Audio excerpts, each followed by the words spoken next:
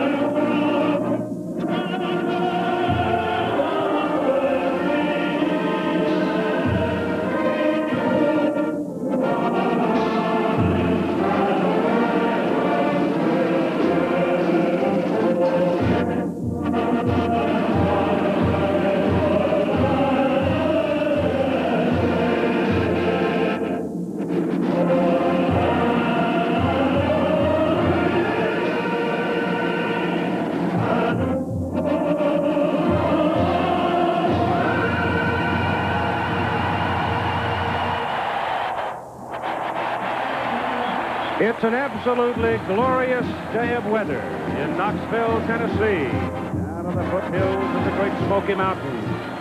And this stadium today may, in the final count, offer a record crowd. It could be. But we know they seat just over 91,000, and we know all the seats have been spoken for. So it's going to be one of the big crowds in college football for this year. And you heard right, Tennessee has beaten Alabama 4 straight years, a scalding fact for Coach Ray Perkins and his Red Elephants. And the Tennessee Volunteers, a bit of a disappointing team, and a start of the season for the Sugar Bowl champions so far, 2-3, as you look through the bars of a face mask. But the Volunteers have been thrashing around a little bit under Murphy's Law, it seems. But remember this game today against Ofo, Alabama, is a season maker. And just down the street from the stadium stands this church with this sign in front of it. It says football is just a game spiritually, nevertheless beat Bama. So it reaches all levels, and here's the Crimson Tide coming into the stadium with a record of 6-0, ranked second in the nation. They will play today before one of the largest hostile crowds that some of these young men will have ever faced. Now, Alabama has not given up on defense a single point over the last 6 quarters. And let's go to that subject now with Tim Brandt and talk about this bunch of crunchers wearing the white today. And on defense, they are red elephants, but the biggest elephant of all has got to be Cornelius Bennett, that linebacker. And he is fun to watch, Keith. You know, Alabama will play their All-American linebacker to the wide side of the field just to watch teams run to the short side, into the boundary. They can force teams into a certain situation because it seems they all like to run away from Cornelius Bennett. So Alabama comes back, and they move Cornelius Bennett from side to side, which consequently throws the opponents out of their rhythm. Cornelius Bennett is an impact player. Ironically, when I was talking with Ray Perkins yesterday, who also coached in the National Football League, I asked him, what makes Cornelius Bennett so special? Well, I think the thing that separates him, you know, he's got great ability. He's not the only person alive that's got great ability. He's not the only person that's 6'3", 6'4", that's 230, 235, and runs a 4.4 40, and that's strong, and that's got quick, cat-like quickness and change of directions and great athletic ability and so forth. He's not the only one that possesses those type of things. The thing that separates Cornelius Bennett with somebody else that have those similar abilities is that he's got a deep burning pride deep down in him that wants to be the best. Plays every play like it's his last, whether it's in practice or whether it's in a game.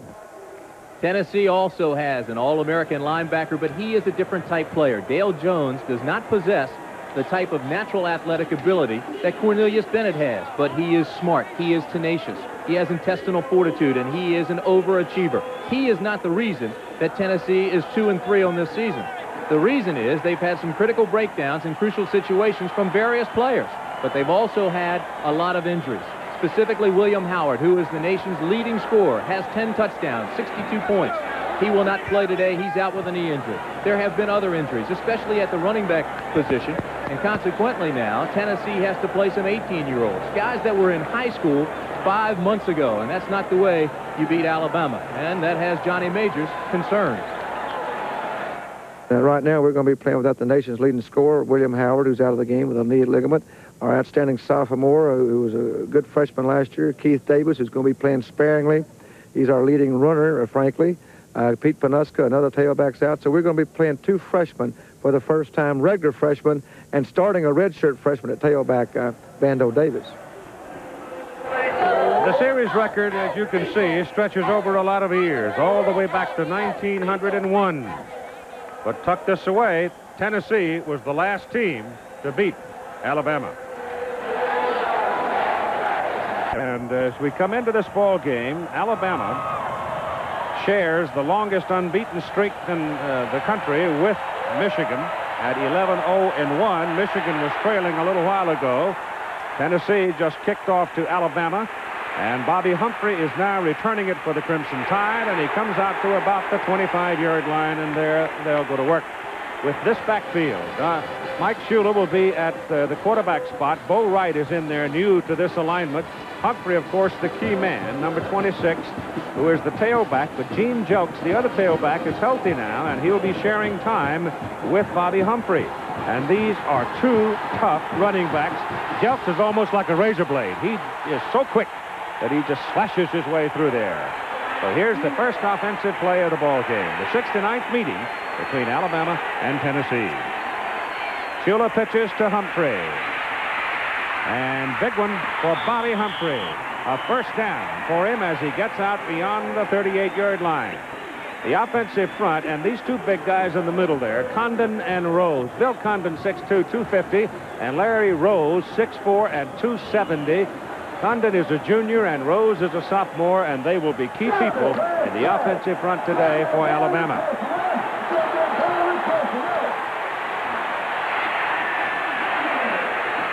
Just short of the 39. First down for the Tide. Again, it is Humphrey carrying the ball, and again, there is daylight in the middle as he's out past the 41, close to the 42. The Tennessee defense. Now, the linebackers in Tennessee's football history have always been great, it seems. But there's a big guy down in the trenches, number 59, who's going to be very important for them today. Mark Hovanek, 6'3", 255 from Yorktown, Virginia, is going to have a big game. He's going to have to anchor things down where the big guys work. And he would probably be considered capable because he's tough. This is Humphrey going for the outside. And the pulling guard gives him some room as he lays a solid block, opening the door, and the gain is out close to the 49-yard line before Andre Kramer brings him down. Larry Rose, watch him pull out here and lead the way. Keith, it is critical that Tennessee stops Alabama on the first drive. They've got to keep the crowd in the ballgame because, quite frankly, right now they don't have the personnel to play with Alabama competitively. Alabama has come out already and is doing absolutely nothing fancy. They came out with 2 tight ends and an I-back for every play until this one. Humphrey is out now as they go to a set 1 lone back, and Shula sets step on first down looking for the pass, and he's got nobody to throw it to, and Mike has to pull it down and eat it, but he gets across midfield for a couple of yards on the carry. Hovanek is the man who makes the tackle for Tennessee. So that time, Alabama tried to spread the Tennessee defense, and the Vols were equal to the challenge. Well, the play was made by Andre Kramer, who was playing that corner, and he had Bell taken and covered quite nicely. Shula saw that, tucked it away, and then the defensive backs released the receiver and came up and supported on the run and made the tackle. Point we made in the early on hours of the day that Shula with a touchdown pass today becomes the career leader in touchdown passes for Alabama. It is second down and 8. Humphrey hit at the line of scrimmage and gets away. Charles Kimbrough, the outside linebacker, had a hold of Bobby Humphrey, but he couldn't wrap the arms on him. Humphrey shakes him off and picks up a first down. We talked in the pregame about Tennessee having breakdowns in critical situations. Here they make the big play. It would have brought up a long situation, but instead, look at this. They let him get out of their grasp. They're not wrapping arms. They've got to do that to beat this team, especially against a running back like Bobby Humphrey, who has sprinter speed and he has the strength to break away from tackles. And he's out of the ball game now as Gene Jelks, a 5'11", 170-pound sophomore from Gadsden, comes in for the Tide, and he is the faster of the two. And there's the hole on the left side for Gene Jelks, and he's got 8 yards on that carry, and they're chewing him up right where we thought they might. Well, Gene Jelks has been in the whirlpool since he injured his ankle the 3rd week of the season, but he knows you can't help the club in the tub. So he wanted to get back in and start playing again because Humphrey was going over the 100-yard mark every time he had the football in a game. So now Jelks is back. And it's 2nd down and 2. Jelks has it again, cuts it back into the middle, bounces to the outside. First down, Alabama at the 19-yard line of Tennessee. Charles Davis, the strong safety on the stop. He may be coming off a sprained ankle, but even when Jelks is sore and a step slower, he's still 2 steps faster than most guys. You see, he goes through a hole that's there and then gets into the secondary and immediately cuts it to the right side to try to find some room in that secondary between the defensive back and the safety. So it's a first down, Alabama at the Tennessee 19-yard line. Bo Wright, number 40, is your fullback. That's Al Bell in motion. Jelks for the ball. Block on the corner, 13-13-yard line. Pick up of 6 on that carry before Kimbrough brings him down. That's Charles. There are 2 Kimbroughs in the Tennessee alignment. The backup for Charles, who spells his name Kimbrough. He's backed up by Brian, who spelled his Kimbrough Kimbro. Boy, look at number 22. You know, he was the most valuable player in the Aloha Bowl. He's been the SEC Player of the Week, Sports Illustrated Player of the Week, runs for touchdowns, throws for touchdowns, and he's only a sophomore, has not reached his full potential yet. 2nd down and 4. Fullback, Bo Wright, up the middle, inside the 5, to the 1, touchdown!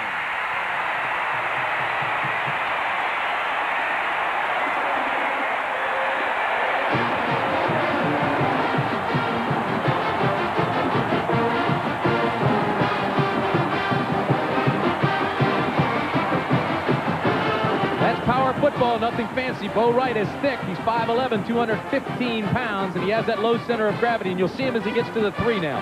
3 volunteers have him. 4 volunteers. He's still driving, and he takes 4 of them with him into the end zone for the touchdown. Van Tiffin is out for the extra point try. He's got 116 in a row and nails this one right through the middle as Alabama extends its collective record for a new NCAA mark. And with 10:24 to go in the first quarter, Alabama takes the opening kickoff and grinds it for a touchdown. His first collegiate start, scored his first collegiate touchdown for the Alabama Crimson Tide.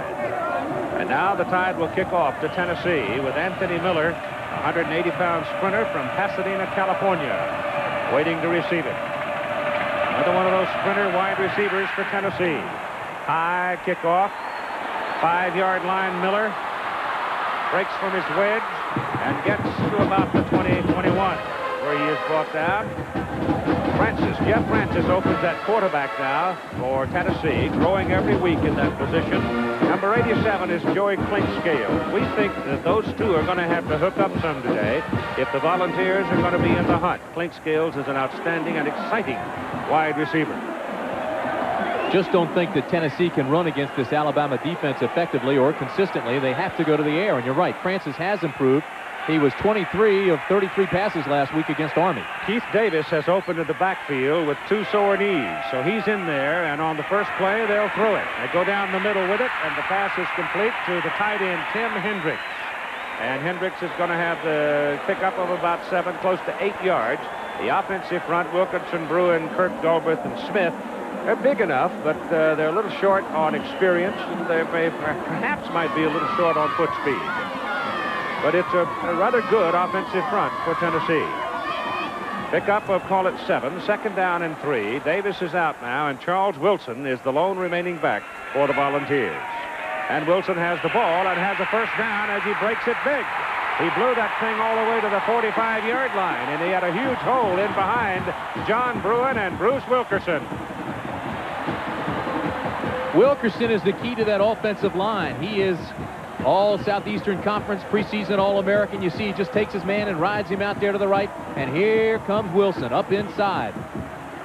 Well, when you start throwing to your tight end and you start going outside to the wide receivers, the running game opens up. So they've been effective now. One pass, one run. Interesting that Charles Wilson is from the same hometown as Bo Wright, Pritchard, Alabama.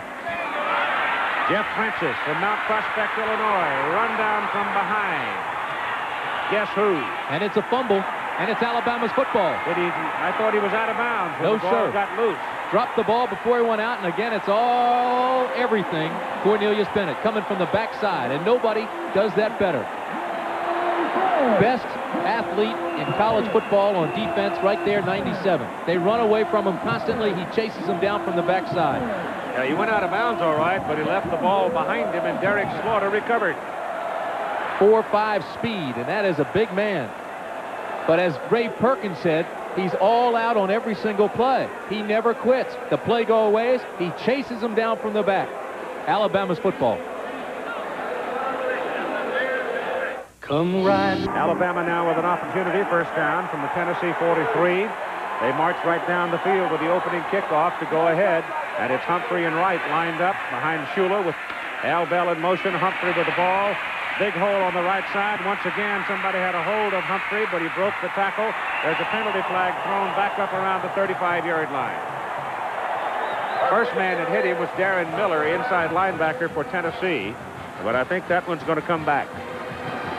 The referee is Jimmy Harper. Clip, Alabama. Bud Mostello, the umpire. Billy Schroer, the linesman. Line judge, Ed Dudley. Joe Delaney, field judge. John Fleming, side judge. And the back judge is Dick Pace. In Alabama's first touchdown drive, their first possession, Humphrey ran for 32 yards, Jelks for 28, and Wright for 13. Shula picked up 2. They tried a pass, or at least Mike dropped back to look to throw and pulled it down. What a break, though, Keith, for Tennessee. Again, as you mentioned, Darren Miller came through. Now, he weighs 236 pounds. Bobby Humphrey is 180 and just bounced off of him like a pinball. The ball is at the Tennessee 49 now, where it's a first down for the Tide. They've got to go to the 33. They need 16 yards for the first down. Same formation, same movement, and same man with the ball, Humphrey. And Bobby's to the 44. That time he chose to run right side behind Condon and Joe King. Alabama up front. Hoss Johnson's 270, Rose 270, Neighbors 250, Condon 250, and Joe King is 290. Auburn big at halftime over Georgia Tech. Of course, Auburn waits down at the end of the calendar, end of the season for Alabama in Birmingham. From the 44, second down, 11. You got 2 tight ends on the field for the Tide, and this time Bell comes back to the ball. And Bell's got the ball on a reverse. Gets 2 blocks on the corner and gets down to about the 33, and he is close to a first down. There was very little deception in that particular play. They simply showed it, ran it, and come up just short of the first down. Keith, this is basically the same defensive unit that we saw last year. They have 9 starters back from the 1985 team that went 9-1-2 and was extremely impressive against Tennessee, and it just does not look like the same personnel. They aren't as fast, they aren't gambling as much, they aren't as aggressive, they aren't wrapping their arms. Third down and a yard for Alabama. Shula going for it.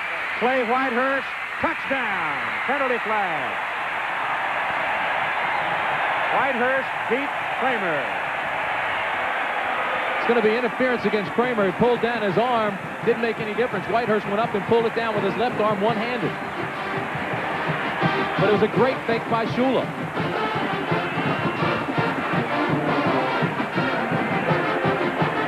Touchdown. Penalty was being forced on the kickoff.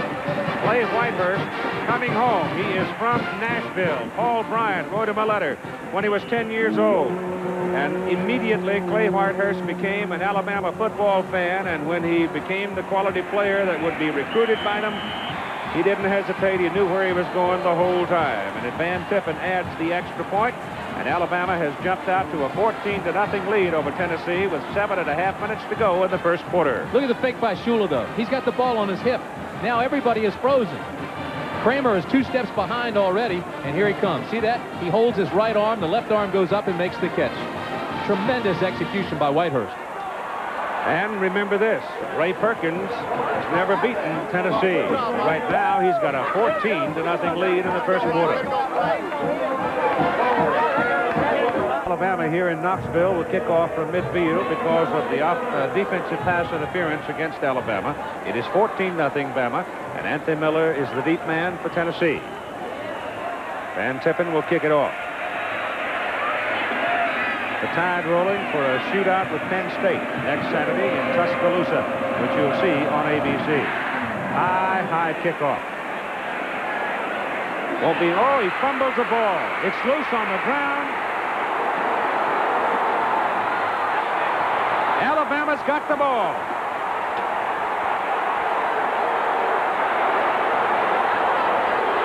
Number 91 comes out of the stack with it, Craig Epps. A linebacker, as Miller lost it, dove for it, and never found it. Keith, the play was made by Van Tippen. Although he was kicking from the 50, you would think that he'd kick it into the end zone. He didn't. He pooched it and kicked it very high, let the coverage team come down. Because it was high, it was hard to handle. The ball's on the ground, and now the coverage team is down there, recovers, and Alabama has the ball on the 12-yard line. Second turnover for Tennessee. Alabama cashed in the first one from 43 yards, and they're trying to cash this one in from 12. Shula pitches to Humphrey. He's got daylight on the left side and down to the 5.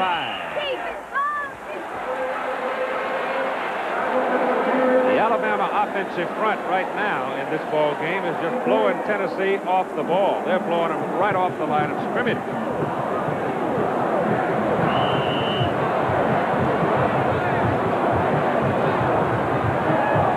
See, there's not that much of a size difference between the offensive and defensive lines here either.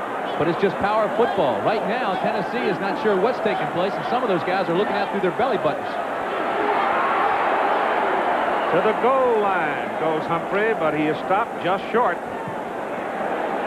But he will have what appears to be a first down. First and goal at the Tennessee 1.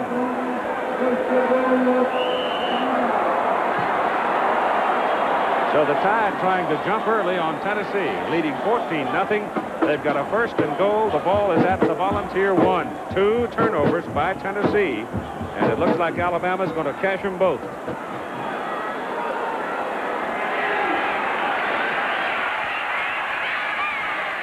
Humphrey didn't get there. He tried to go over the top, and a couple of Volunteers were waiting for him. See the defensive line? Every one of them, submarine. They established a new line of scrimmage deep now on the offensive line of the scrimmage. That's exactly what you have to do. Create a pileup and let the linebackers fill and come over the top and meet the ball carrier, who also is going to try to take that aerial route. Need about a foot.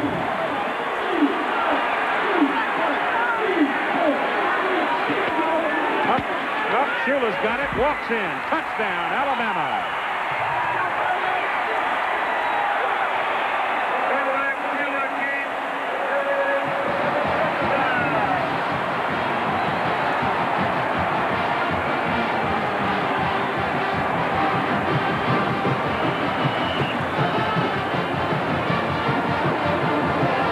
Alabama, 9 minutes, 138 yards, and if Van Tippen's successful here, 21 points.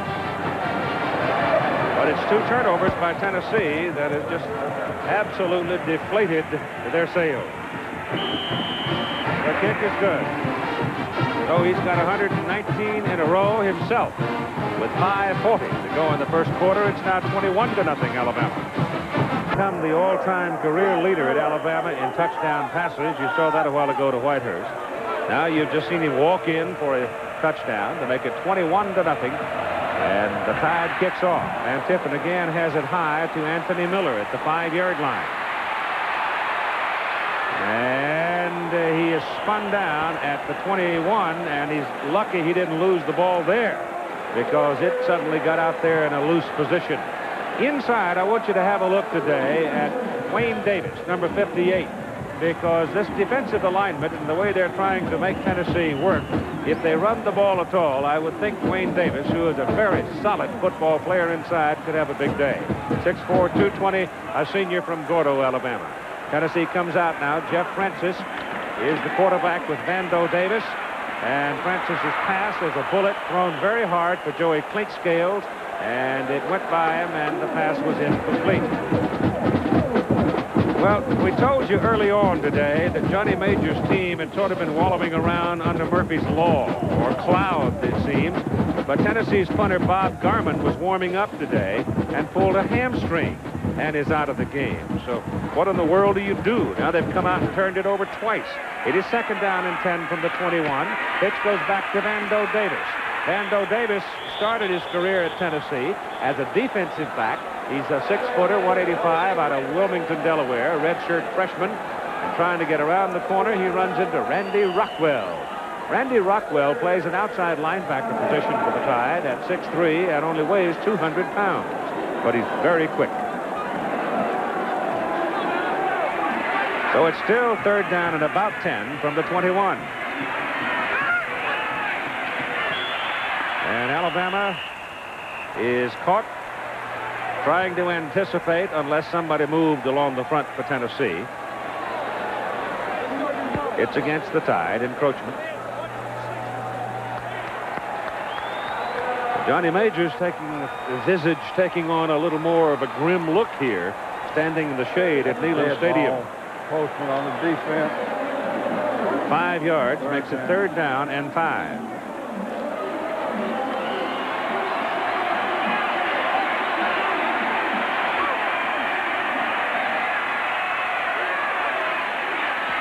Francis to throw. Passes away. Pass is good for a 1st down. Up around the 33 to Terrence Cleveland, the wingback. Cleveland not very big. He's out of Sweetwater, Tennessee at 5'9", 155 pounds.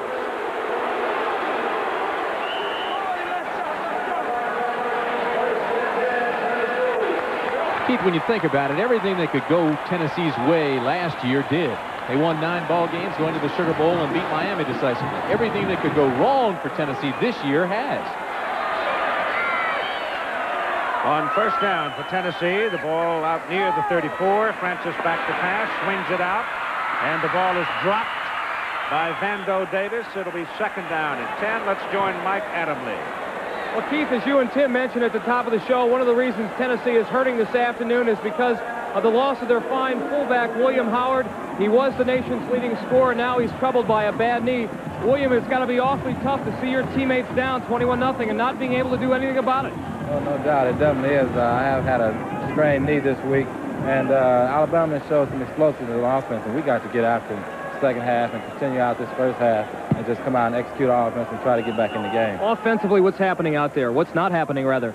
Well, we just haven't really had a chance to move the ball yet. We had a fumble early in the game by Francis, and we also had one on the kickoff. And our offense just hasn't had a chance to get in there and execute yet. Well, maybe Jeff Francis and company can get it going. You need it bad now. I sure hope so. Okay, thanks, William. Keith? This quick drop pass is away. The pass is caught for an 8-yard pickup.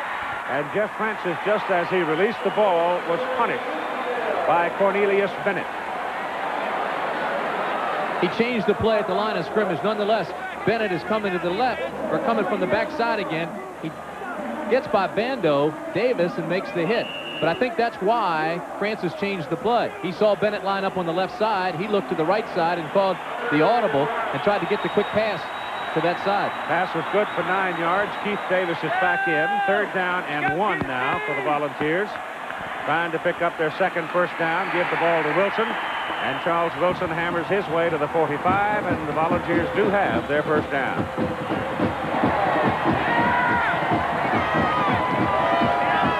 The way this series has ebbed back and forth over the years, you're not out of the game at this point. But Tennessee's got to get themselves under control, quit making mistakes, and possess the ball for a time and score some points. Vando Davis is back in now at that tailback position out of the I formation. He's checking again, changing the play. Kicks in Davis. And he'll have another Tennessee first down as he gets to the Alabama 41. And again, big hole in the middle. So that means that Bruin and Galbraith and Wilkerson are doing some work in there, and they're controlling one of the better nose tackles. You see that time Kurt Jarvis run himself out of the play. He went to the right, and Davis came back to the left side, so effectively they didn't have to block Kurt Jarvis that time. Francis, screen, Miller, good block to get him down the sideline, out of bounds, inside the 15, at the 11. Ricky Thomas finally got him. Keith, you're seeing the maturity of a young quarterback now. Last week he gained confidence. This week, the play prior to this one, he saw that Cornelius Bennett lined up wide, so he gave the ball inside, underneath on the quick opening. This time he goes to the backside again, away from Bennett, and he goes to the flanker screen, so they're mixing their plays well. They're still going away from Bennett, but they're now spreading out that Alabama defense. And if it's spread out, it can't be as big and strong and come upfield as quickly.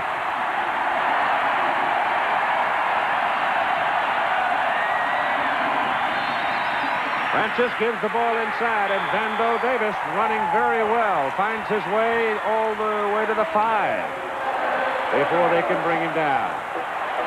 Maybe the 4. That's where they put the ball. So they can get a first down if they can punch it just inside the 2. Right now, it's second down at the Alabama 4. Keith Davis goes in, replacing Vando Davis.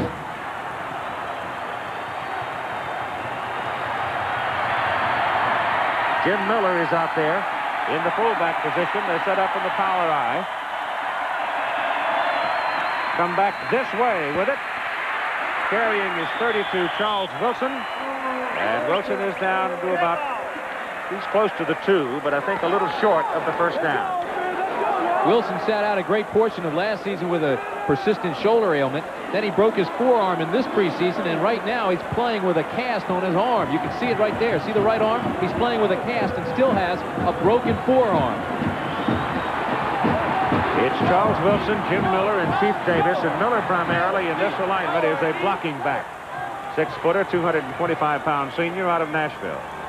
Now Wilson has come off the field. No, it is, yes, Charles Wilson coming off the field. Miller is a good blocker. He's 6 foot, 227 pounds. He's not one of the thoroughbreds. He's more of the plow horse type, and I mean that as a compliment. He works hard, he's tenacious, he's fundamentally sound, and he is a mature leader. He can block very well. He came off, turned around, and went right back in. And he lines up in the tailback position.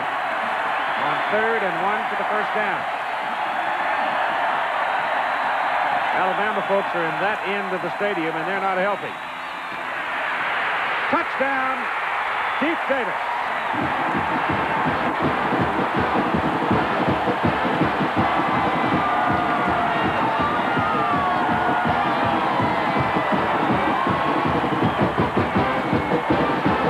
You just brought the crowd back into the ball game. You also just built the confidence of a very young Tennessee team.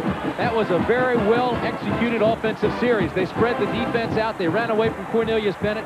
When he came to the outside, they went to the inside. When he positioned himself inside, then they went on the quick flanker screen. Randy Sanders to hold. Carlos Revez to try the extra point. The snap was wide. Sanders held it. And Revez knocks it through with 1:07.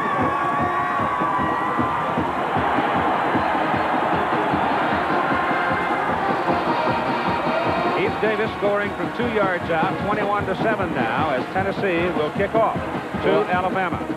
And the Tide sends Bobby Humphrey as their deep man. Tennessee running off 11 plays to go to 79 yards to get the touchdown. See Keith Davis turn to the camera and wave. One of the coaches grabbed him immediately and said, hey, come on, we've got a long way to go. Get away from the camera and let's play football.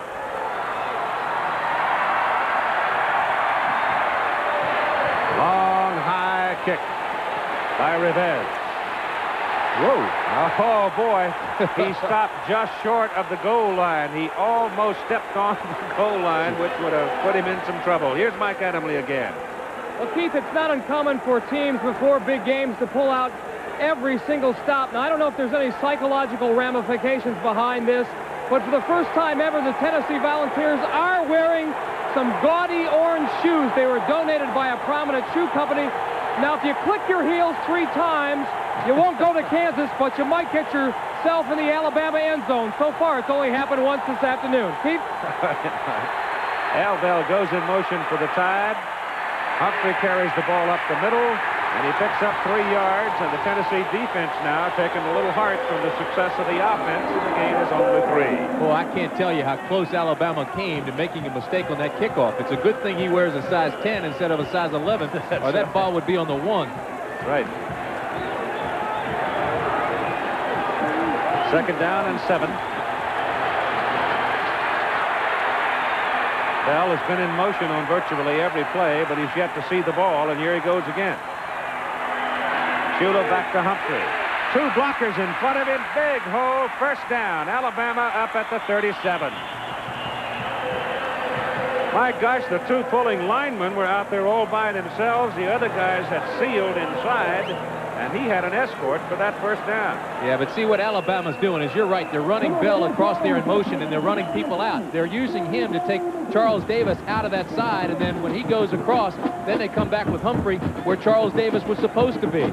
So Tennessee has to change its defense a little bit, be more aggressive, maybe not follow the motion man across the field, because they're using that motion man to take and position the defensive players. And there he is right there. That's Charles Davis. Shaken up a little bit, so he's out of the ball game. James Jelks goes back in at tailback for Alabama. Jelks relieving Humphrey, and both of them were very prominent in that opening touchdown drive. Victor Peppers is now in for Tennessee at a cornerback spot, replacing Davis. And here's Jelks wiggling through the traffic and getting up to the 46-yard line, and that's a pickup of about 8 yards as the 1st quarter has come to a close after 1 in Knoxville. Alabama 21, Tennessee 7-2 for the Tide. At their own 46, they give it to Bo Wright. Bo Wright, the fullback, cuts back against the grain, muscles 1 man for a 1st down. At least it appears to be a 1st down as he's just over the 48-yard line. They'll check it to make sure. Charles Davis, incidentally, is back into the game after having missed the 1 play being shaken up. While they've checked with the change, there's Davis back. Lindsey Nelson, one of the fine gentlemen in our business. They now accord the 1st down to Alabama. Among those watching today, Lindsey is now teaching here at the University of Tennessee. Always fun to see Lindsey. From the 48. Shula pitches back to Jelks. And good defensive play by Dale Jones. He got 1 hand and hung on. Keith, that's better than a good defensive play. That's a great defensive play by that linebacker. He came through, and watch him split the blocks rather. He comes upfield quickly. All right, he gets rid of the 1st block. That's what you have to do. Squares his shoulders now, takes on the 2nd blocker, and then finally splits him and reaches out to make the tackle one-handed. That's great body strength. Howard Cross was trying to hold him with the belt buckle, keep him from getting through there. Hey, listen, though, he was raised in a family of 13 kids. He's competitive. He knows that feeling. He can get out of it. 2nd down, 11. Jelks is out. Wright, the lone remaining back, and Bo Wright bounces outside, and he is knocked out of bounds at the Tennessee 43 by Andre Kramer. So he almost exploded into the open. If Kramer doesn't get him, he's gone.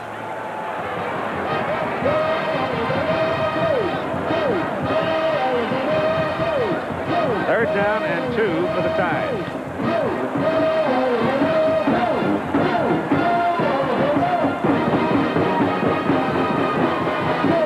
Now Jelks comes back at tailback.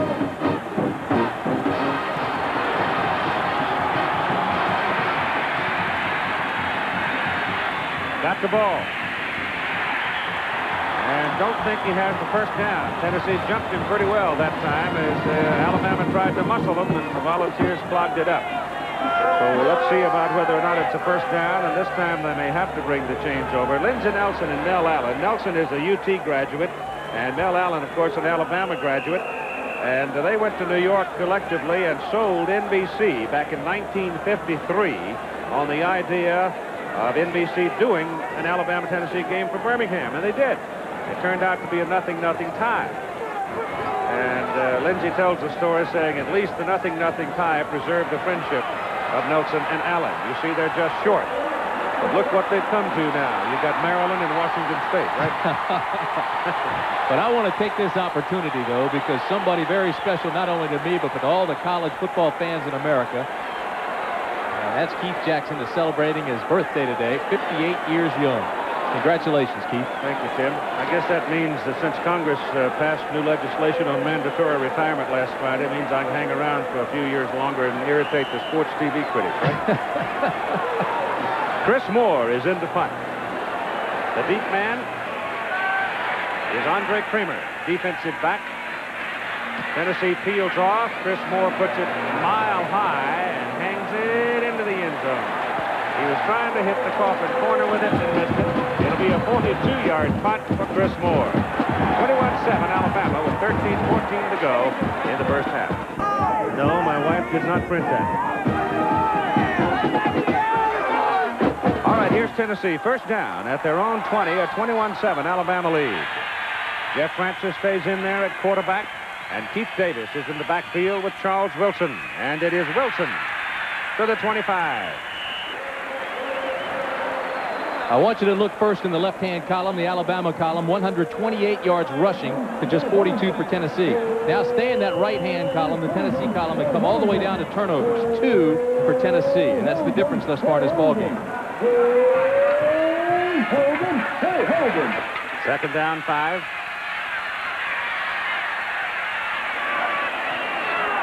Davis is out.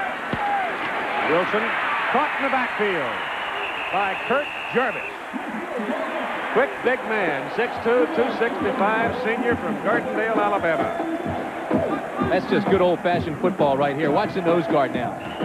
Takes the right approach, just out-quicks the center. He's by him before the center can even look for the block, and he's into the backfield. Now, he doesn't know who has the football, so he grabs both.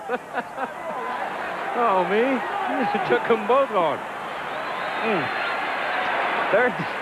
Third down and movement along the front. Yeah, see, no wonder he got so quick. Third down and about 8 at that point. That dead ball encroachment on the defense. Yeah. See, old Kirk jumped across early that time. He wanted another lick. Wanted another one. Well, Alabama, you're watching today against Tennessee. Next week from Tuscaloosa, it'll be Penn State. The Nittany Lions undefeated. And Alabama hoping to go to the ball game undefeated. Penn State having things in hand pretty well today against Syracuse, leading 35-3 in the second half. Now it is third down and 4 for the Volunteers. Francis has good protection, swings it out, and they're short of the first down. I do think they're going to mark him a little short of the first down. Keith Davis, who was the safety valve, got the ball, but when he turned it upfield, he got it. Just by an inch, he got it. The Alabama defender had him bent back a little bit, but that third effort got him the first down. Well, again, see, now you watch. Francis will look to the right side and then all of a sudden go back on the little swing pass. He knows he's got some room back here in a one-on-one situation. Here comes the marking. Oh, that was Derek close. Thomas, outside backer that hit him on first down. Got a man, Anthony Miller, wide open. He's on his way. Touchdown, Tennessee. So Jeff Francis unloads a big one to Anthony Miller, and Neyland Stadium erupts.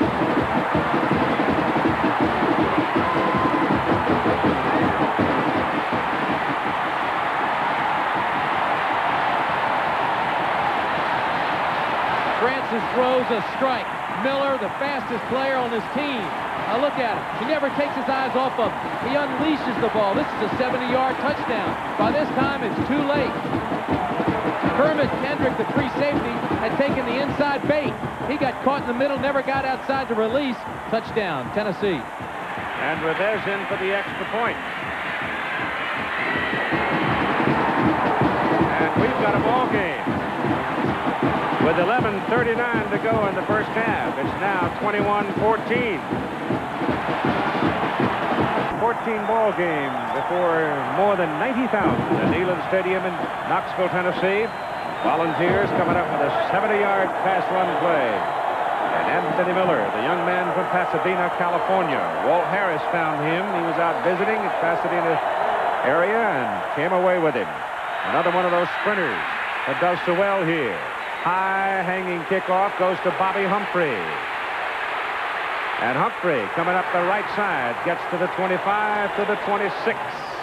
Let's take another look at the hookup of Francis DeMiller.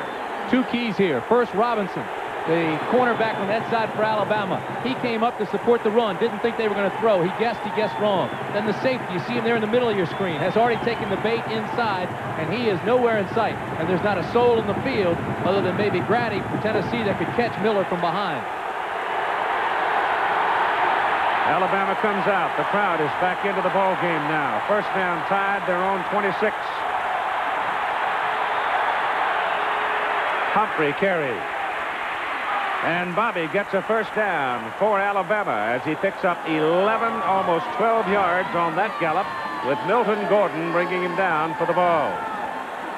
Now the offense, Keith, has done its part. It's put 14 points on the board. The defense has to do its part now. The defense, of course, as we said, has 9 starters back from last year's team that played extremely well, won the SEC title, and went up to beat Miami in the Sugar Bowl. But right now, it's the young kids, the freshmen playing offense, that have done all the damage. Humphrey again. And another first down, and more as Bobby Humphrey. He's running like a 240-pounder. People are just bouncing off of him, and Bobby weighs only 185. But he is so quick.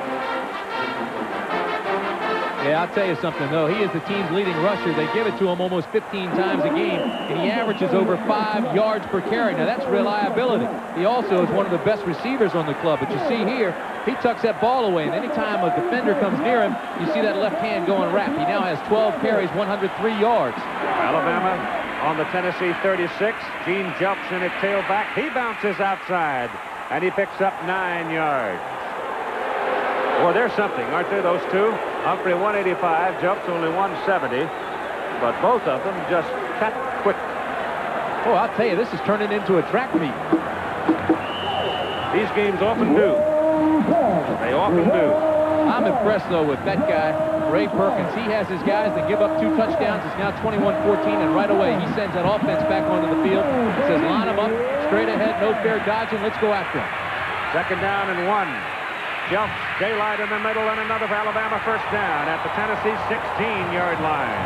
And they're tearing them up in the middle. Charles Davis, the strong safety, making that tackle. The 14 Tennessee points, the most scored against Alabama's defense since last year's Auburn game.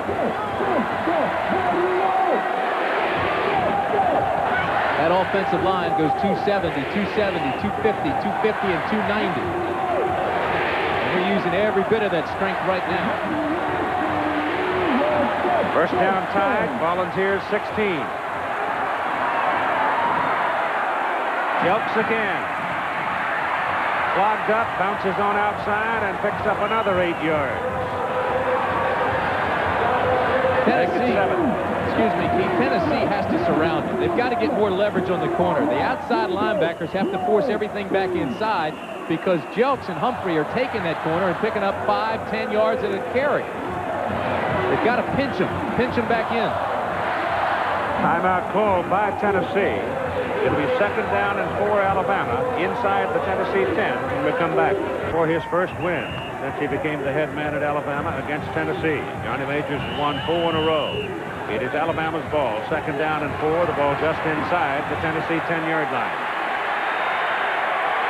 Jelks and Bo Wright split in the backfield now. New alignment for the Tide. Jelks. He's got the first down as he gets inside the 5 to the 4. It'll be first and goal, Alabama.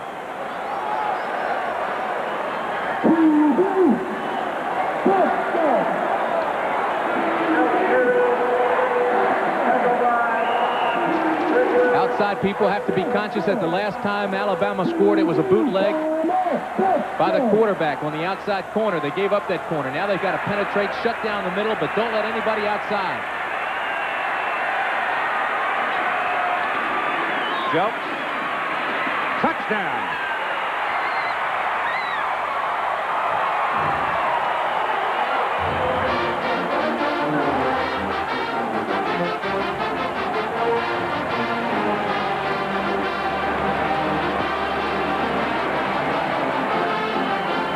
Ross just put his face mask on the back of Condon and King and followed him in the end zone. Well, you've got that right. You can see him pulling. Even Neighbors got out there this time, and instead of going straight ahead, they sliced to the right. He's got all kinds of big folks out in front of him, and he just takes the one tackler into the end zone with him. And Tippin for the extra point. He's good. 9:47 to go in the first half, and it's 28-14 Alabama. The way these guys are going up and down the field, we may need 3 digits on the scoreboard. Now it's Johnny Major's job to go over to his young kids and say, hey, look, we got 14 points. Let's just keep going. We can come back. You have to believe in your coach. I don't care what he tells you. If he says a mosquito can pull a wagon, don't question him. Just jump on. And that's what he has to do now. He has to pump up these young freshmen and tell them, look, we can move on these guys. You're faster than they are. Let's go after them. Van Tippin, incidentally, has 120 straight conversions. He's just 5 short of the NCAA record. And Alabama already holds the consecutive extra point record, stretching through 3 different kickers at 179 straight. There are your top 10 scorers, and we look at the Penn State score with interest because next week we'll be seeing the Nittany Lions against Alabama in Tuscaloosa here on ABC at 3 Eastern Time next Saturday. Look at Hayden Fry's boys going against Michigan, 10-3 at the half. Canceled practice one day this week, Hayden did, because he had 43 players that were all nicked up. Here's the kickoff, and it's a good hanger going down to Miller. Takes it right on the sidelines at the 9-yard line. And there's a lot of traffic on that sideline, but he gets it out across the 25 near the 27. There, Tennessee will go to work. Talking about Hayden Fry, I suspect that was a coaching ploy. Build the confidence of Michigan a little bit. Telling them, painting the moon blue, saying all our guys are banged up. We don't even know if we'll be able to field a team. Then come out and just take them to task. He's been known to do that. The only man to win Coach of the Year honors in 3 conferences, Southwest, Missouri Valley, and Big Ten. From the 27, first down, Tennessee. Charles Wilson is your lone remaining back. That's Clinkscales in motion, gives them trips on the top side of the picture. And Francis goes that way to Miller, and he catches the ball falling down and loses back to about the 24. He may have had a little daylight. He had a couple of blockers in front of him, what with the 3 wide receivers on that side, but lost his footing.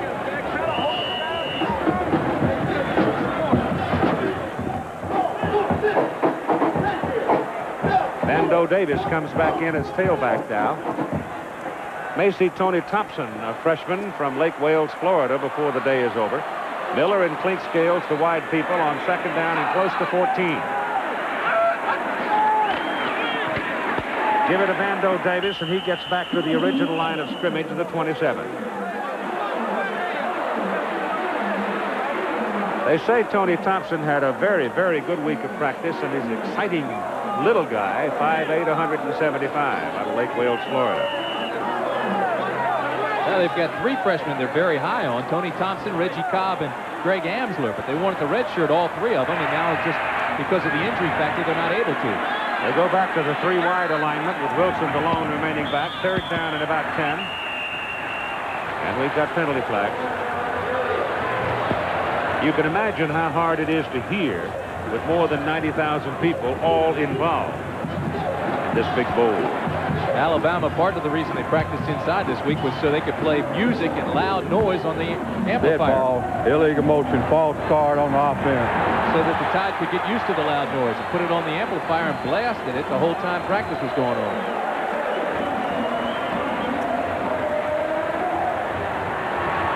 There's a look at Neyland Stadium. We'll get a crowd count before we get done, but this time of the year, it can just be glorious down here. What with the leaves turning and the bright blue sky, I don't see a cloud. We've got that kind of a day today. We've had a full moon the last 2 evenings. So it's third down at about 15 as the ball comes back to the 23.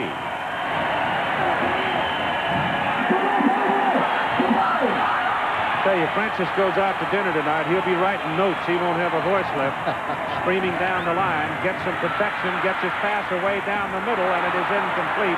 Trying to get the ball to Clinkscales. Joey was out in the middle of the secondary, but he threw the ball behind him.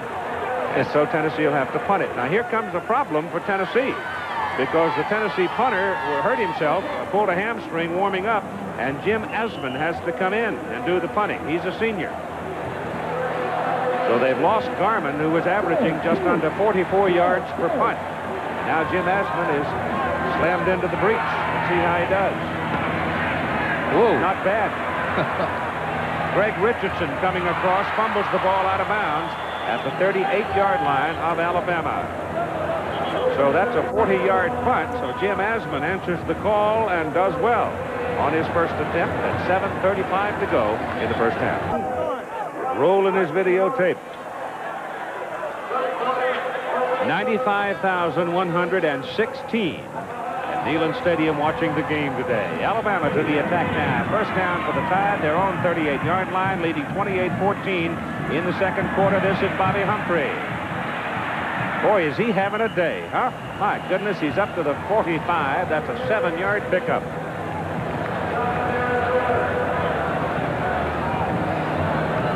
Humphrey has carried 13 times in the first half, picked up 110 yards. Well, if you're on defense, you're saying, is that 26 back there or 22? And somebody turns and says, who cares? They're both having big days. They're fast and they're getting through us. Right. Jelks has 75 yards on 11 carries. Second down and 3. This time Humphrey is hit behind the line of scrimmage by Mike Whitehead, middle guard, a junior from Americus, Georgia. And he put his hat one on his numbers.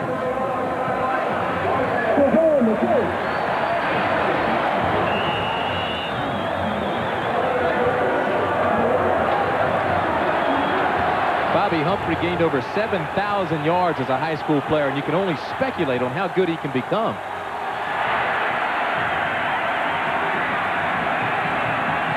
Third down and 4 now. Shula back to throw. Passes away. Al Bell sees it for the first time. Makes the catch. First down, Alabama. Tennessee 42.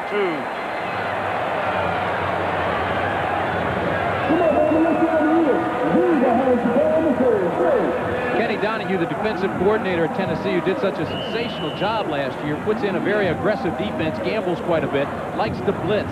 That time they had man coverage, and you can't guard him man-to-man. They also sent Humphrey out to clear out. Not a pick, but it sure was a clear out that took the corner and sent Bell underneath of him. Of course, they tease you with Bell before they ever give it to him. This is Bo Wright, big hole.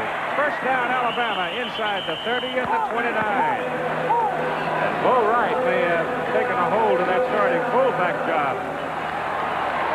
This is a guy that's played 3 different positions at Alabama. I think he's finally found a home.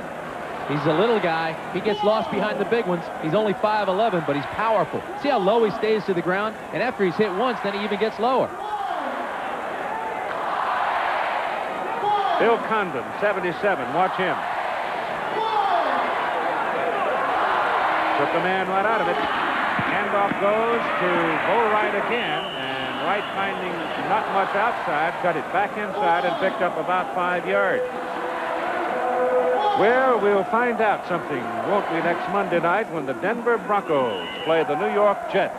Broncos are undefeated at 6-0. Jets 5-1. Should be a tremendous game, 9 o'clock Eastern time. It's a short 5. The ball just short of the Tennessee 24. 5:15 to go first half. Right again. 2 yards that time. The biggest crowd they have ever had at Neyland Stadium was last year, Vanderbilt in Tennessee, 97,372. But this 95-plus bunch today will get into the top 10 in all-time attendance marks. Well, you know, I can't help but think back to that replay we just showed of Condon. Just standing the man straight up. I don't care how big you are. Once you stand him up, you can control him. Condon, one of the strongest men on the offensive line. He squats 606 pounds. Bobby Humphrey, the tailback, does contact along the line of scrimmage. On third down and about 2.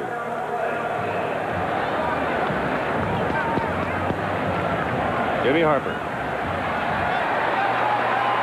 against Alabama.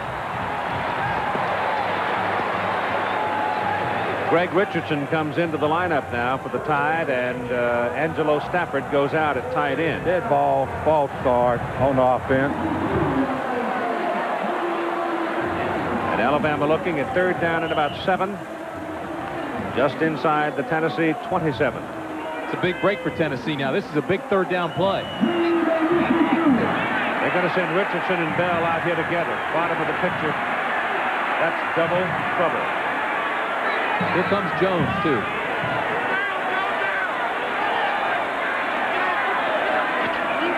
They go the other way to Humphrey. 1st down, breaks it. Touchdown, Alabama.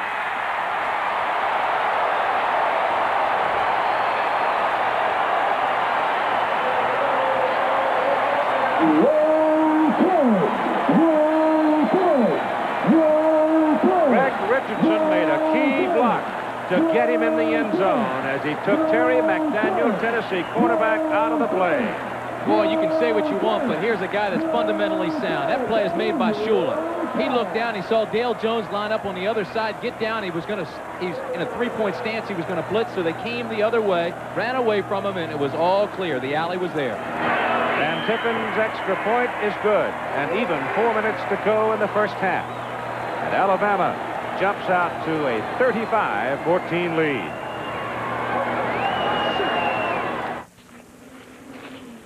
Touchdown, touchdown, touchdown, punt, touchdown, touchdown, 35-14. Just when Tennessee made a threat to get back into the hunt at 21-14, the Tides open it up again, and Tiffin kicks off to Anthony Miller. He wanted to let it go out of bounds. It looked like it was going to, but it bounced straight ahead and into the end zone, and Tennessee will have it at their own 20. Here's Mike Adamle. Well, Keith, you mentioned that there's an attendance record of sorts here, actually the 2nd highest attendance in Tennessee history. One day they'll have a chance to set an attendance record. The University of Tennessee is 2nd behind only to the University of Michigan in Ann Arbor. In about 1990, they're going to add another 10,000 stands in the south end zone. Then Neyland Stadium will really be something else. It's something special already.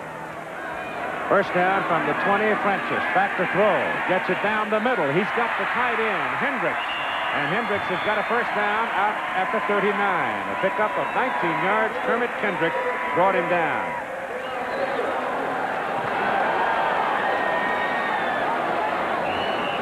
Well, he's their possession-type receiver. They've got to get the ball to him more. He's 6'5", 232 pounds. You see, he just comes down and just clears the safety, comes into the zone and finds the seam, and they hit him. Best part about Tim Hendricks is he's very effective inside or outside. Bando Davis. And the Wilmington, Delaware native son comes on up across the 40 to about the 43. Francis in the ball game, 8 of 11 for 142 and a touchdown. Time remaining in the first half against Army last week, a game Tennessee lost on a blocked punt late. He was over 300 yards.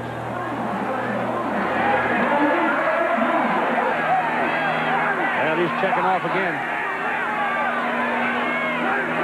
3-man front right now for Alabama. They go the other way with Bando Davis, and there's nothing there.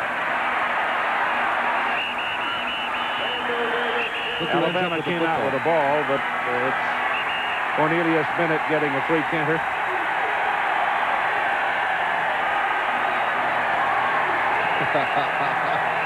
Cornelius has fun playing football, I'll tell you that.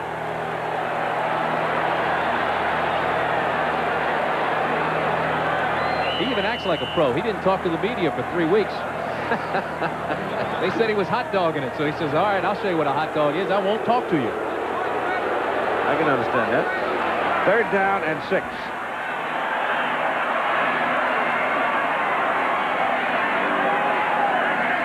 Francis back. Dumps it off. It's short of a first down to Keith Davis. It's the second time we have seen that play, and this time Davis is knocked out with some authority, a yard short of the first down. Jim Lampley will update you with scores and highlights. Tim McCarver will check in from Chase Stadium, where the World Series begins tonight. And we'll go over the highlights, though I don't know if we'll have time to cover all the scoring. They have to hold them an extra 20 minutes. It's 4th down, and I think Tennessee's going for it. They are. Might as well. 4th down and a yard. Keith Davis hit behind the line of scrimmage, fighting back to the line of scrimmage, and that's it. He is stopped. Wayne Davis, number 58, that inside backer, came firing through and knocked him off balance, and he could never get any momentum, and he comes up short, and Alabama owns the football at the Tennessee 48. Now, Keith Davis is playing with an injured knee. We didn't even know if he'd be in the ball game. As a matter of fact, they say the knee probably needs surgery. He says, I'm scared to death of that surgery. Let me try to rehabilitate it first. You can see the big knee brace he's wearing on his right leg, and he's stumbling from the get-go. There's no chance that he's going to get a first down right there. They should have just loaded up, powered ahead, and gone for that yard straight ahead. Now, with 1:55 to go, Alabama's got a chance to put some more points on the board. Getting possession at the Tennessee 48. We're up to our elbows in volunteers this week. And Tim McCarver, though not a volunteer as such, but a native son of Memphis. Nebraska rolling big today, 41-3, and Oklahoma State giving Oklahoma all they want in that old traditional out in the plains. Auburn continuing undefeated. USC and Arizona State playing today out west. I didn't know if you were going to make this ball game. The way that last National League playoff game was going, I thought you'd still be sitting there calling it.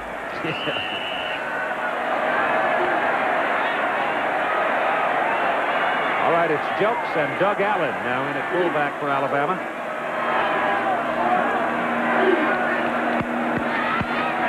Shula fakes it to Al Bell, looks for Richardson, goes for Jelks instead, and Gene can't get to it. So the pass is incomplete. That's a rundown we told you about a while ago on Alabama's possession. Of course, they have had pretty good field position, haven't they? Nonetheless, they've been authoritative in the ground they've covered. Certainly have. 2nd down and 10 for the Tide. Jelks is out now. Angelo Stafford comes in, an extra tight end, leaving Doug Allen the lone back, and Doug's got the ball. And knocked out of bounds at the 44. So he gained 4 yards. Doug Allen is just back from a knee problem. He's been out for several weeks because of a badly injured knee.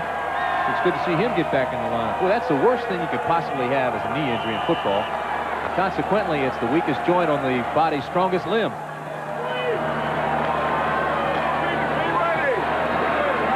May upset a few people by saying it, but artificial surface is very tough on the legs to play on.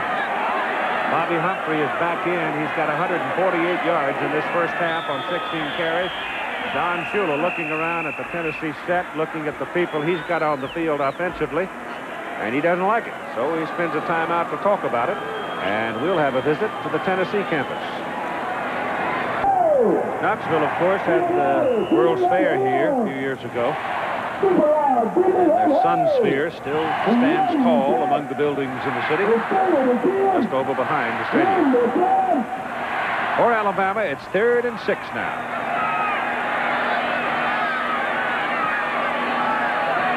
A lot of time, 1:51. Mike Shula back. He's got all day, and finally it takes off and runs for the first down. Inside the 35 to the 32.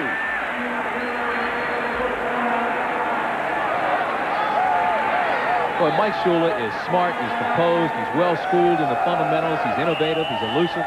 But the most important element is he is surrounded by talent, and he is a leader, and he doesn't make many mistakes in critical situations like that one. Give you an idea of how dominant Alabama has been in this first half. They have 290 yards rushing, to 51 to Tennessee.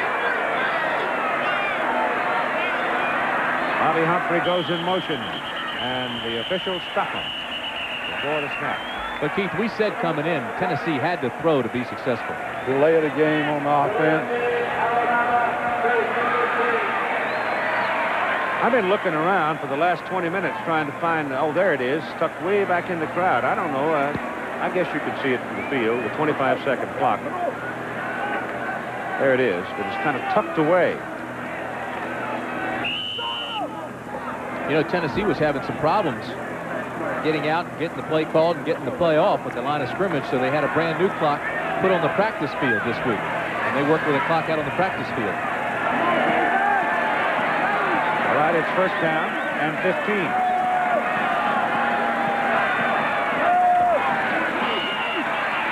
Shula's pass down the middle. Bell. No good. Tried to curl his body back to get it. The pass was just a little short, but he was open. With a score of 35-14, Johnny Majors now has taken off the headset and all the umbilical cords to the coaches upstairs, and he started prowling the sideline. Well, he's got 1:37 remaining in the half, and he wants to get that quick jump to the locker room. He's got a lot to talk about. Second down and 15. Humphrey. I tell you, I hope he's been taking notes, though. He has. I saw him writing a while ago. It's a gain of 6 that time for Humphrey. He needs an outline. It's a pretty tough football team down there on that field wearing white. Boy, to make matters worse, they come into the ball game mad. They haven't won here. Haven't beaten Tennessee in 4 times. Third down and 9.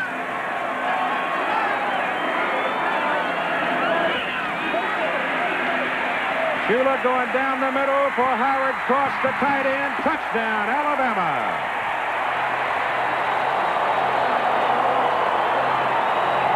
It's Stafford, Angelo Stafford, who makes the catch, number 86. Boy, I tell you, we talked about it, though, Keith. You know, this is a gambling-type defense, and they come with the blitz. Anytime there's a blitz, there's man-to-man coverage. And when you get coverage and you have a big guy like Stafford back there, look at stride. 2 steps and he's covering 5 yards, and he's going to get by the little defensive backs. Stafford is 6'5", as is Cross. But Stafford a little lighter at 195 and gets his first touchdown of the season. The extra point kick is good.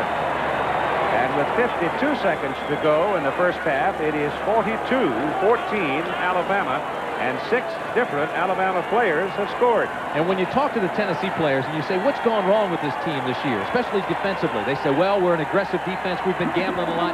People now know that we're going to blitz, we're going to gamble, and they're catching us in situations that are critical, like this one. Man-to-man coverage down deep. Angelo Stafford, the guy you're not really expecting to have the football. I mean, everybody's watching Bell. They're watching Richardson. Why worry about the tight end? Alabama doesn't throw there very often. Howard Cross has only had 2 catches all year, so now they go to Stafford, and he sneaks right down the middle. Anytime you're in a 2-deep zone, the middle is vulnerable. Anytime you're in a man-to-man situation, it's up to the receiver to beat him. That time, Stafford beat him decisively. Yeah, but one of those 2 catches by Cross went for a touchdown. Well, he's caught 4, actually, and one of those went for a touchdown in the Notre Dame game. So they don't use the tight end that much, as Tim said, but when they do, he oftentimes walks into the bank. And Tippin kicking off again. He's going to have a sore leg. Hooks it to the left side, and that one is out of bounds. So it'll cost him 5, and he'll kick it again from the 30. Penn State and Alabama next Saturday. That will be one of the highlight games of the season because the Nittany Lions won big today, and they come rolling in undefeated. And right now you would have to surmise that Alabama has a better than even chance to go in undefeated at home against Penn State. I guess the last time they got together down there was, what, 6-0 ball game, wasn't it?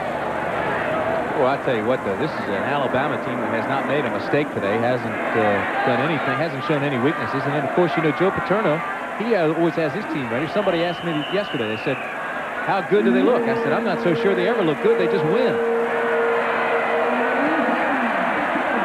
This time it's a high hanger. Anthony Miller comes out to his 14 to take it. Pops it up to about the 39-yard line. Mike Shula is going to the clubhouse. They're holding the right arm of Shula. And it may be a burn or it might be an injury. We'll try to check it as best we can. Oh, no, that could make a difference in the Alabama season. Ooh, could it ever? The Tide offense, 375 yards here in the first half. From the 38, where they mark it. Jeff Francis with 46 seconds. Back to throw. He's got Miller on a fly, goes underneath, and the pass is caught by Hendricks trying to get out of bounds. I don't think he did. Clock's still running. Nope. Now they call time. They've got one timeout remaining. Alabama was in a prevent defense, had only 3 guys rushing the football. Everybody else was playing very loose, taking away the long, deep passes. So instead, Tennessee went underneath. 4 in the locker room. Wow. All right, Mike, thank you. Second down and 2 for Tennessee from the 46. Francis gets it off, bounces it in front of Charles Wilson, and it's incomplete. And the reason he bounced it was he heard, I'm sure, the pounding hooves of Cornelius Bennett coming from the other way. Tennessee's picked up 206 yards in this first half. It's been a wide open offensive ball game to this point. Right now, Alabama's got a big lead of 28 points, 42-14. Third down and 2. Francis' pass is deflected at the line of scrimmage. Slapped down by Cornelius Bennett. He almost intercepted it. I can't remember seeing a linebacker with as much agility as he has. He's acrobatic. I think he could play any one of the 22 positions on a football field. Watch this now. In the left part of your screen. Here comes the pass. Here comes Cornelius Bennett. Now he's going after it. Well, he was 2 yards shy, but he was headed in the right direction. Though, when he deflected it, didn't he? Both hands. Asman is in now to punt in relief of Garman, who pulled a hamstring in the warm-up. He hit the first one 40. There's nobody back to accept it for Alabama. The ball's going to roll around and roll back on inside the 10-yard line, but it's a relatively academic point at this time in the first half. The clock stops at 8 seconds to go. That was a 47-yard punt. What were the rolls? Now, who comes out at quarterback for Alabama? Should be David Smith. David Smith, a sophomore out of Gadsden, Alabama, 6 foot, 172 pounds. Now, his most playing time that he's had was in the alumni game. He was 9 of 21 for 63 yards and 2 interceptions. Well, if you've got to give the backup quarterback some playing time with a 42-14 halftime lead, it's not a bad place to do it, is it? Well, don't forget, they also have Vince Sutton on the bench. Vince Sutton started against Tennessee here in Knoxville the last time the Alabama Crimson Tide came into this park. That snap ends the first half of play. So after 30 minutes, Alabama dominating, leading 42-14 over Tennessee. Ball game, the Tide are rolling in the first half, and once again, Van Tippen has a high hanging kick down there. The coverage is normally very good with an Alabama team when you have that kind of high-hanging kick. In case you wonder where Al Trautwig is, this is his best seat in the house today. He's in Hawaii, where he is covering the triathlon. Now, where he is supposed to be covering the triathlon. From that picture, I'm not so sure. So we have the pleasure of the company of Mike Adamley with us today. And Tennessee comes out. First down, just outside their own 28. First down. They need a lot of points in a hurry. Jeff Francis back will throw on first down. Goes underneath for his tight end and misses it. No, it isn't either. It's Vando Davis coming out of the backfield. And he missed him. The stats at halftime. 295 yards rushing in the left-hand column of Alabama. Now, Bobby Humphrey, 154 yards and 17 carries. Gene Jukes, 71 yards and 11 carries. Then you come down that right-hand column again. We told you about the 2 Tennessee turnovers. It's got holding on the defensive team before the ball was thrown to be automatic first down. So Tennessee gets a break early. But those 2 turnovers set the tempo and helped make it a 21-0 Alabama lead. Tennessee fumbled in its first 2 possessions. Now coming onto the field is Thomas Woods, another redshirt first freshman from Gallatin, Tennessee, for the Volunteers. And with the penalty, the ball moves out to the 39. That is the 7th penalty flag on Alabama today. Francis pitches the ball back to Vando Davis, And he's got some daylight around the corner, crossing midfield and getting to the Alabama 49 before Kermit Kendrick brings him down. The individual stats. Shula 3 for 5, 78 yards, 2 touchdowns. We told you he had stitches in his right arm. He's a left-handed passer. And then Francis. Jeff Francis had a fine first half. 10 of 15, 155 yards, no interceptions, and a touchdown. Here are the defensive tackles. But I want you to look at down the bottom. Cornelius Bennett, 3 tackles. He had a whole lot of hurries, though. Francis goes down the middle. This time it's the tight end Hendricks, and Tim goes way up to pull it down at the Alabama 29, and another volunteer first down. So the Vols have come out storming here in the second half. No question but the fact that Tennessee has a lot of good young talent. They just have to gain confidence. They have to hit this critical situations. They've got to come back now. Again, we told you the tight end is the possession receiver. He's been successful against Alabama. They've got to continue to go to him. Bando Davis again cuts it back inside and picks up about 3 yards on that carry.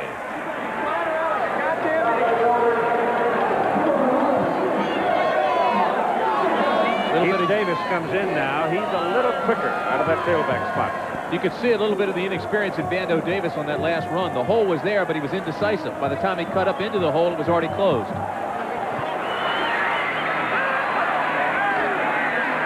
Davis gives the ball to Miller. Miller's being chased by Cornelius Bennett and decked all the way back on the 43-yard line.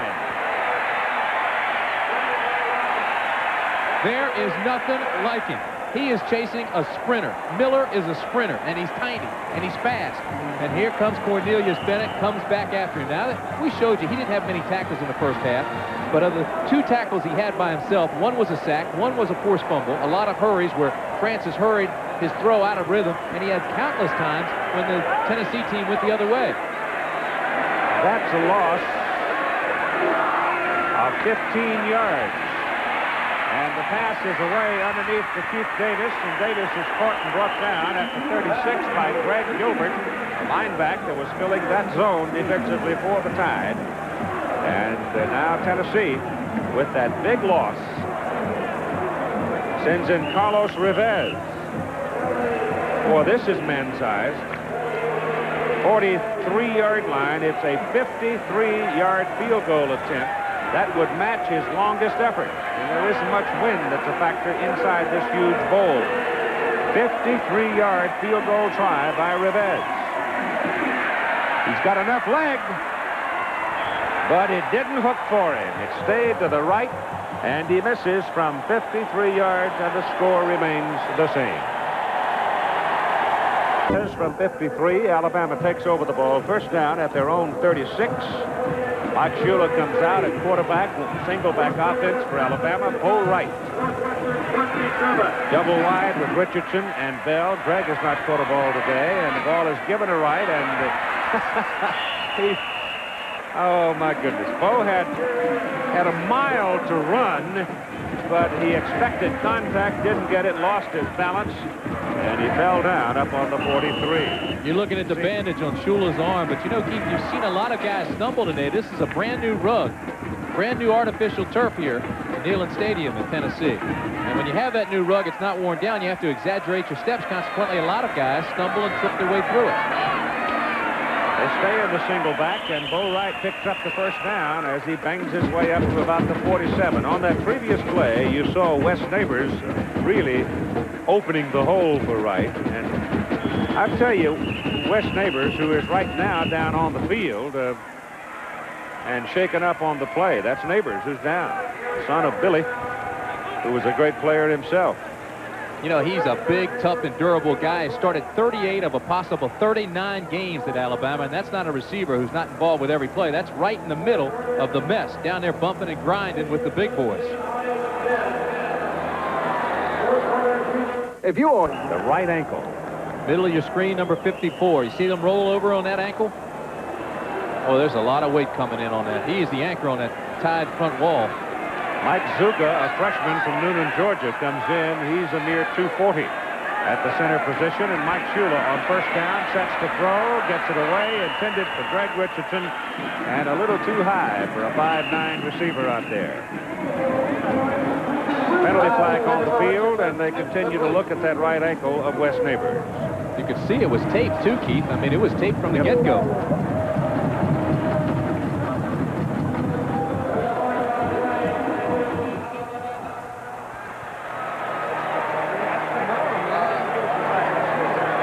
The ankle of Wes Neighbors. They can't afford to lose him the week prior to Penn State. Holding on the offensive line, 10 yards. First down. So Alabama makes another mistake here in the second half, and that'll back them up. They move back to their own 38. They've got to go to the Tennessee, inside the Tennessee 43 to get a first down.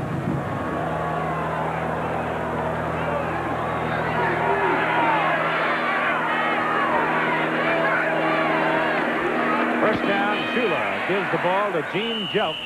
Coming over the right side, Jelks moves it out to the 42. Michigan now has come to take the lead in the fourth quarter against Iowa. You know what was fun on that last play was watching the center that came in to replace Wes Neighbors. It's Mike Zuga. He's just a freshman, 6'3", 238 pounds, and he took the middle guard and put him on his back. We used to call that a pancake. Mike's probably got it jacked up a little bit, getting a chance to play early on in the ball game. Second down, fake. Shula goes the other way. Keeps it himself and gets it up to the 49-yard line before he is thrown down. So the Tide will be looking at third down and 8. Kelly Ziegler made that hit for Tennessee. Rushing yards today for Alabama, 318 so far, and we've got 10.5 minutes to play in the third quarter. Back in 1973, Alabama ran for 748 yards against Virginia Tech. That's a season for a lot of clubs. Third down and 8.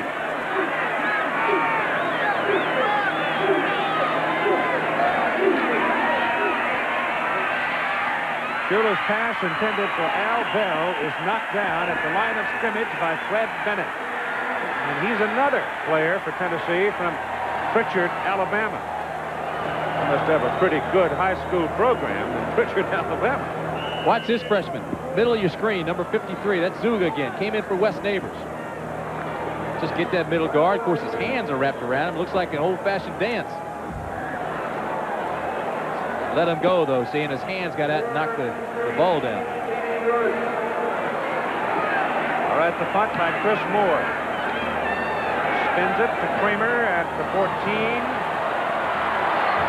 It's back to 11:22 before he is brought down. So with 9:49 to go, Alabama has a holding call. Tennessee holds Alabama and forces the punt. Ball game as we wait to the third quarter for Tennessee. That's Smokey, the blue-ticked hound, the official mascot of the Volunteers. And Jeff Francis back to pass. Lets it go big for Anthony Miller. He's got it! Boy, he is spectacular. He is caught and brought down by Britton Cooper, and Britton was all over him. And he still made the catch, and it's Tennessee first down at the Alabama 25. Jeff Francis is impressive. When he throws the ball, it's a tight spiral with a lot of velocity. But look at this. Miller, again, runs by the cornerback on that side, and it's just flat-out speed. See, it looks like it's man coverage. And he doesn't try to be deceptive, doesn't try a hook, doesn't fake the outside move. He just, it's a fly pattern. He outruns it for 55 yards. Keith Davis in the backfield for Tennessee, and Keith Davis is belted down.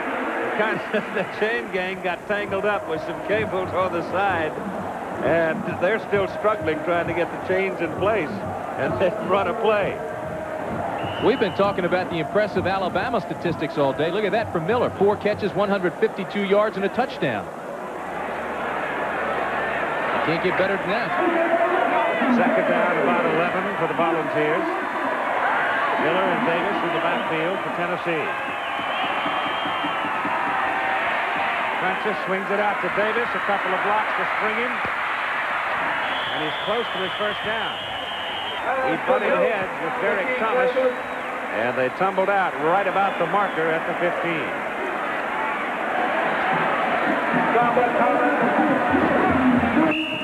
Auburn winning by 21 today, and Arizona State out over USC in Washington. jumping over Bowling Green, while UCLA leads comfortably at halftime. A wild one today in Chapel Hill. They bring the chains all the way across the field. Looks like the ball is on the 15, and if it is, it should be a first down. No, not quite. I think the chain guys, they missed one play. They were so late getting there. I'm not sure about the accuracy of that mark. And Smokey has a look at it and not pleased with what he saw. He looks bored. Now this noise. I guarantee you run a rabbit across the field when you see him.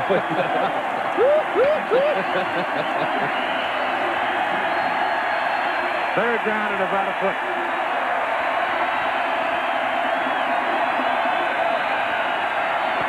Charles Wilson has the first down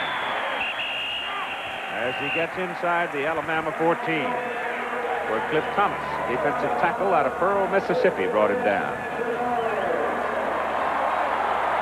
Now you're in the 4-down area and things get interesting. They bring in Terrence Cleveland, a wide receiver, freshman. He can fly. They bring Miller back into the ball game. He's the guy that's having a big day, 154 yards receiving, number 7. And those are your two wide guys to the bottom of the screen. First down, Alabama 14.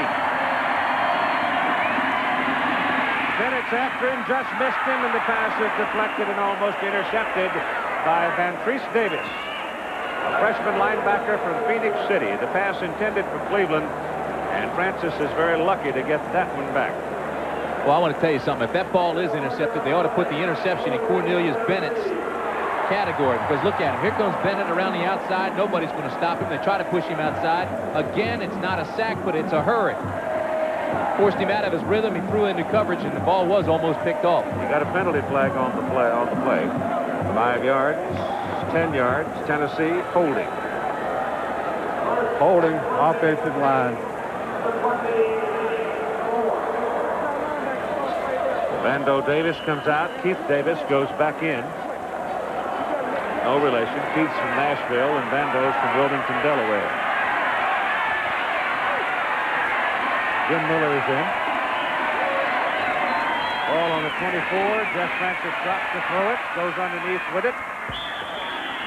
And Miller was breaking down the middle on a post pattern, but he chose the short man because he was running out of time, Terrence Cleveland.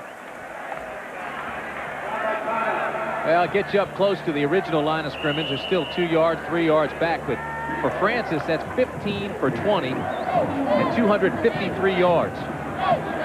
Not bad. When you're down 42-14. On second down, throwing again. Goes to Keith Davis, who's caught at the 12 and thrown down right about there. Chris Good got the first hit on him. Now they're going to be looking at third down. Make it the 11 of Alabama. They've got to go inside the 4 for their first down. Yeah, that's exactly right. The down and distance doesn't make much difference here. They're in the 4-down area. They've got to go for the first down here. Then they've got to go on 4th down as well, because a field goal won't help you a bit. They shut out Clinkscale so far today. He's wide to the top of the picture.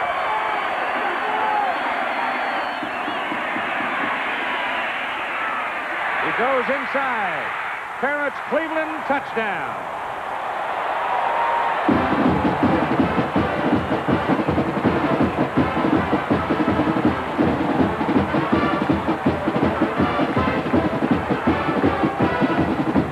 You know, Johnny Majors told us that he had a great recruiting year last year, and we're seeing that today. Cleveland is another freshman. They just keep bringing him in, and the freshmen keep producing. Here's number 4. See him slide under the coverage there? Everybody else went deep. The backs went with him. He slid underneath the coverage, caught the pass, and took it in. Rivez for the extra point. Alabama's offside. The kick is good. Todd Richardson, the quarterback, trying to get an early break on it in an effort to block it. Got caught at 6 minutes and 56 seconds to go. In the third quarter, we've got a 42-21 ball game now. And they'll probably assess that 5 yards on the kickoff. Pin line 5 yards, encroachment on the defense on the kickoff. The kick is good. So Cleveland, they got preoccupied up there in that corner, though, with the clink scales, and he took away the defender that ordinarily might have picked up Terrence Cleveland. Well, that's exactly right. See, now you sent the wide receivers down deep into the end zone like they're going for the touchdown, take all the defensive backs and safeties to the outside third of the field in the end zone, and then just slip that little freshman underneath, and everybody says, don't worry about him. He's a freshman. Next thing you know, he's in the end zone. Touchdown.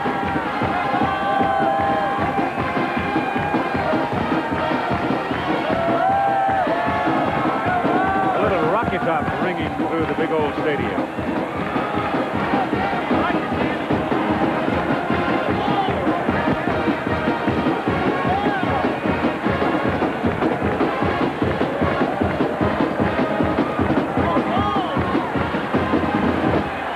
Kickoff from the 40 goes well back into the end zone. There'll be no return by Bobby Humphrey.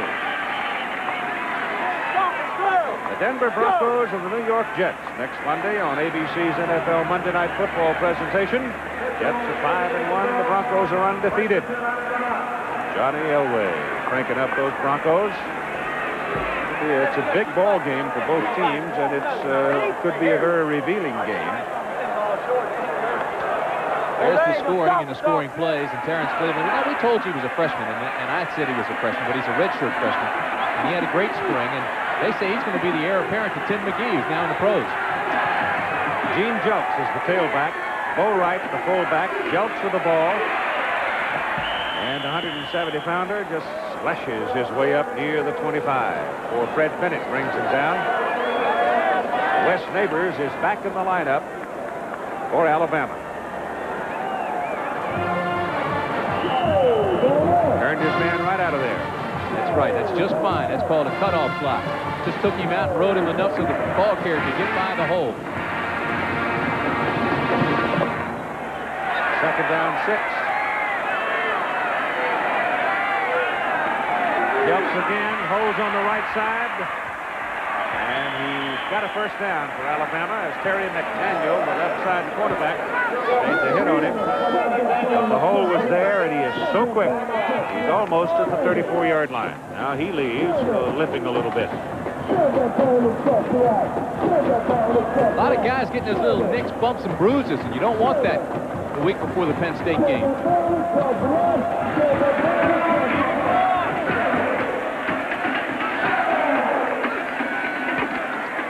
Humphrey back in there at tailback. And Bobby's out to the 43 before they ride him out. Not quite a first down, and again it's McDaniel making the first hit on him. Keith, we'll get an update on Jelks, but right now I'll tell you that, he just came back off an injury. He got hurt about 3 weeks ago, injured his ankle, came back, started practicing, and that Monday hurt it again. Did not play against Notre Dame, did not play last week. And now he just limped off, and it could be that ankle again. He did get his first down at the 44. Bo Wright, fullback, falls down just as he was breaking into the open. Little bump and lost his footing, and Terry McDaniel bumped him just enough. But Bo Wright almost had himself open side of the field. It's happened several times to Bo Wright today. He's got to pick those feet up a little more. Looks like those white lines are jumping up and tripping him. Watch him come through now. He makes a great cut here to the outside. And once he gets out there, there's nobody there. It's a foot race. But he stumbles and trips and falls. But he did get the first down at the Tennessee 41. Humphrey. And Bobby's inside the 35 to the 34, where Charles Davis finally stops it for Tennessee. 5:10 to play now in the third quarter, and Alabama leading 42-21. Tide led at halftime 42-14, jumped out to a 21-0 lead before Tennessee got itself organized, and part of that 21, in fact, 2 of the touchdowns and the first 21 points resulted in Tennessee turnovers.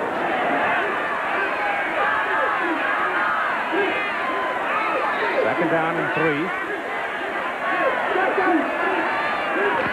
Bo Wright hit at the line of scrimmage, breaks the tackle, picks up the first down inside the 29 of Tennessee. Mike Adamle now. Keith and Tim, we're going to tease you a little bit here right now. You meet the nicest people at the college football scene. And the guy sitting behind me is one of the nicest, a class act all the way. Won't tell you who he is until the next play.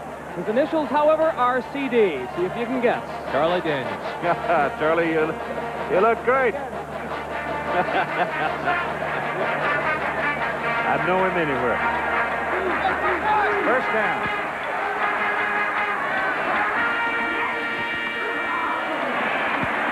Humphrey picks up 3, maybe 4 on that carry. And let's go back now as Mike visits with Charlie.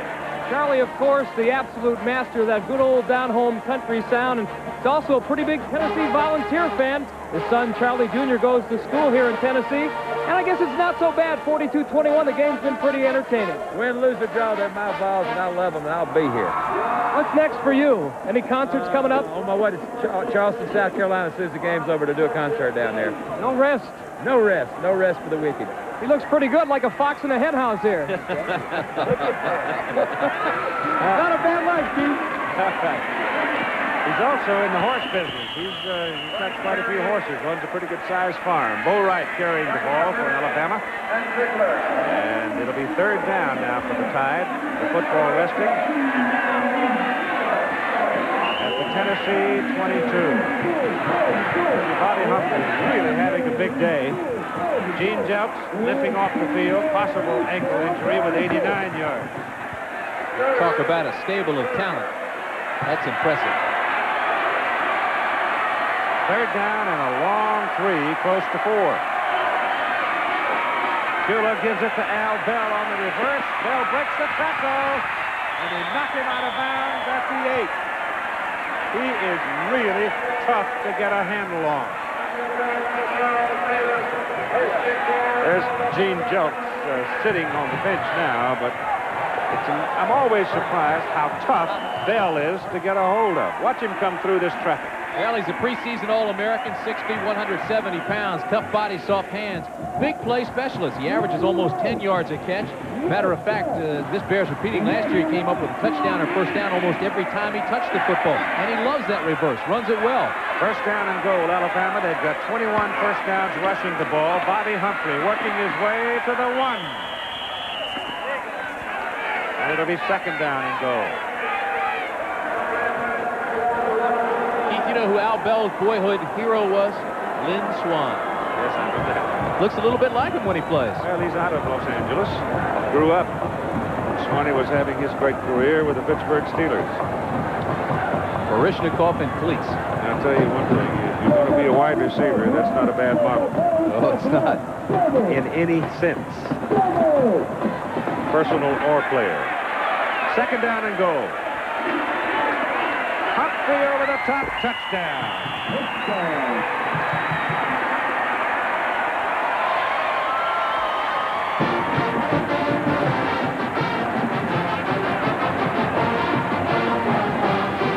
Truly a gifted athlete. Sprinter speed. Became the first freshman ever at Alabama to go over 100 yards rushing 2 consecutive games. Gained over 7,000 yards as a high school player. He says Marcus Allen is the pro he wants to be like. He, too, emulates him well. Van Tippin. Good. With 2:10 to go in the 3rd quarter now, it's 49-21 Alabama, and Bama shows 400 yards on the ground.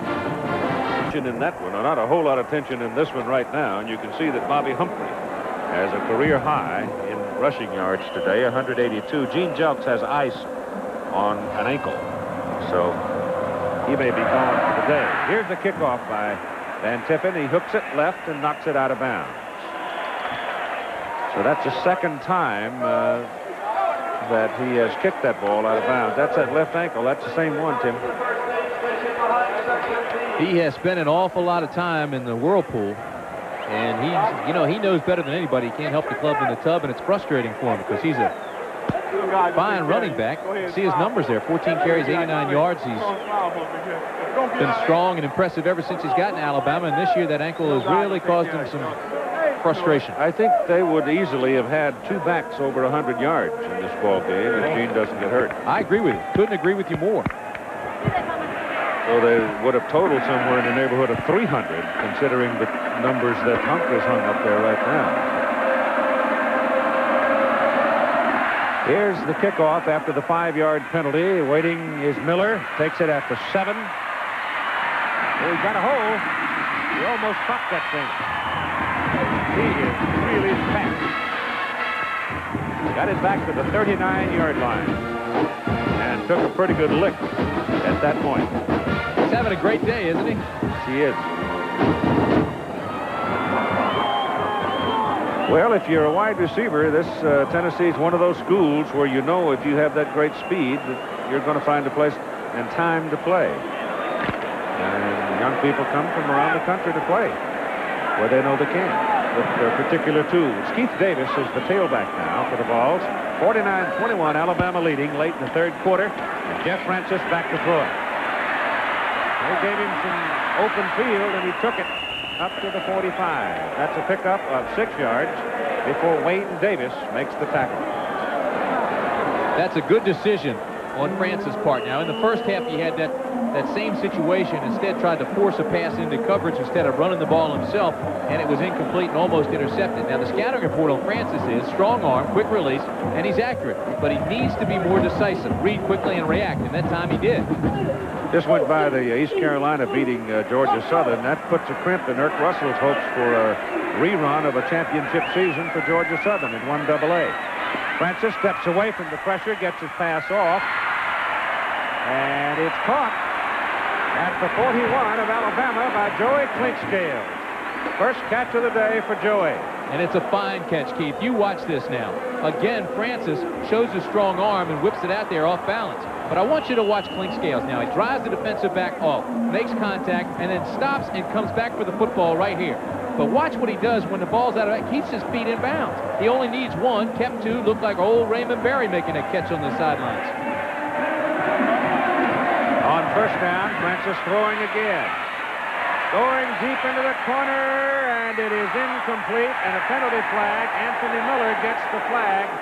The Alabama man, Chris Good, had the ball in his sights for the interception, and Miller comes across and nailed him in the back.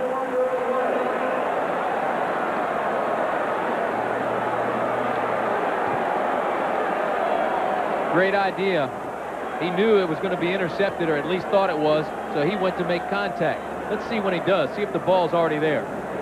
Oh, that's close. Still a good decision. I wouldn't fault him. If I'm a coach, I'm going to say, hey, that's good reaction and a great idea. Here it is again. Now, it looks like it's going to be intercepted, so now he just wants to shake loose the defender from the football. He gave him a lick, didn't he? He did. That's a good play by the offense. I don't care if there is a penalty. That's a good play. And I guarantee you the coaches will tell him that. Carries loss of a down with it. So the ball comes back to the 44, where it is second down. Second down and 25. Ball loose. And Francis pounces on it and keeps control. So he didn't get away from the snap that time. And it's third down. Story on Gene Jelks now from Mike Adamle. Well, Keith, it's just a mild sprain. I wanted to take a look at these shoes, if you can pan down for a second here.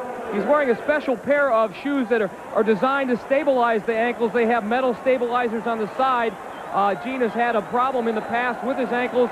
It's a mild sprain, as I mentioned, and they probably won't play them up 49. They won't play Gene again this afternoon, up 49-21. Jeff Francis on third down and 25. Penalty flag down, gets his pass away, and Cleveland makes a spectacular catch inside the 35, but let's see about the penalty. I think that laundry back up on the field is going to bring that one back. And Cleveland is scissored and nailed by Greg Gilbert and needs a little rest. They're going to bring it back.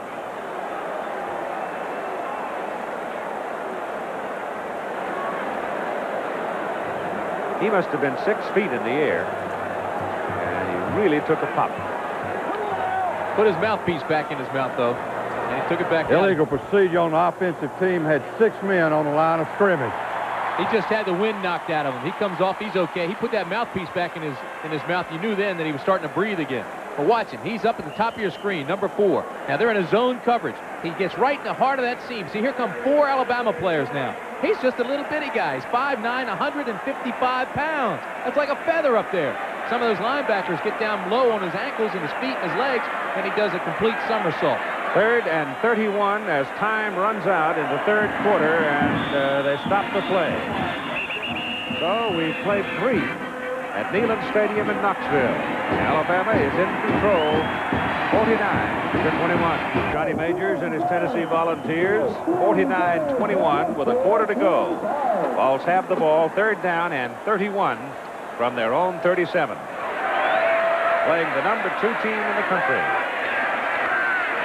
Jeff Francis ducks away from the pressure, gets his pass off, should have kept it. It is intercepted by Freddie Robinson.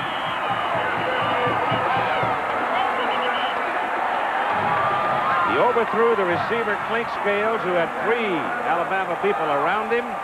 He had a lot of room to run. He could have run for about 15, 18 yards, but he tried to force it in, and it didn't work. Again, he had room to run, and he didn't. He throws at Clink Scales. Clink Scales says, hey, wait a minute. 3 guys around. I already saw what happened to Cleveland. He got his lunch. I'm just going to let this one sail. Freddie Robinson's 3rd interception of the season. And Alabama has the ball, 1st down at their own 44. And Mike Shula's in there at quarterback, pitching to Bobby Humphrey. And he takes it to the Tennessee side of midfield and picks up a 1st down at the Vols' 43. All you have to look at is the 3rd little stat down. Rushing yards, 400 for Alabama. And that'll tell the tale. And I know Johnny Majors won't agree with me. This is one of the most exciting lopsided games I've seen in a long while. You can add 13 more yards to that, too. Off that run by Humphrey just now. Humphrey again. He's over 200 as he picks up another 1st down at the Tennessee 27-yard line.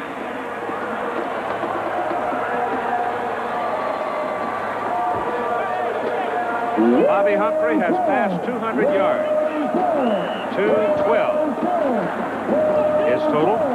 The scary part is, Keith, it looks like he's just getting warmed up. He does, doesn't it? He's running just as strong now as he did at the beginning.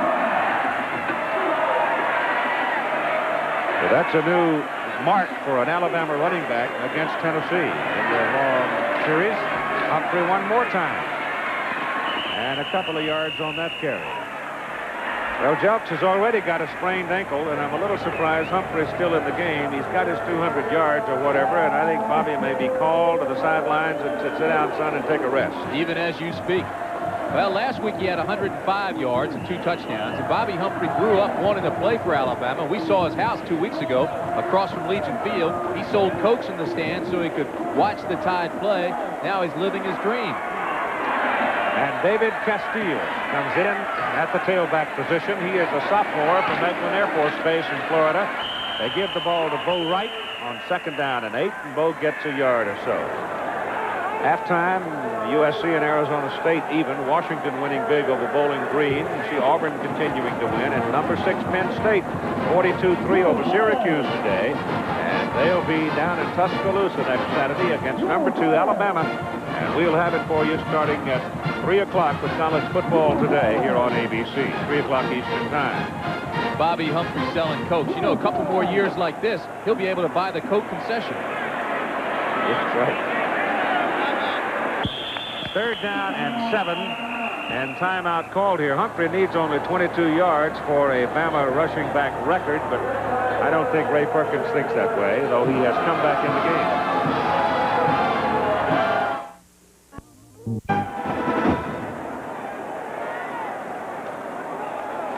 Bobby Humphrey, 220 yards, 14 more, and he'll pass Bobby Marlowe's mark of 233 set back in 1951. Smiling, having fun. That's part of the reason he's in there, I'm sure. He wants to play.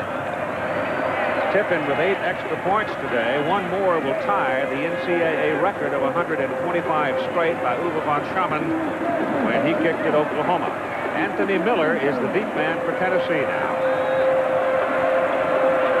As Van Tippen kicks takes off. He's had the ball high all day. This one not as high, but it's rolls long. It's off the field of play.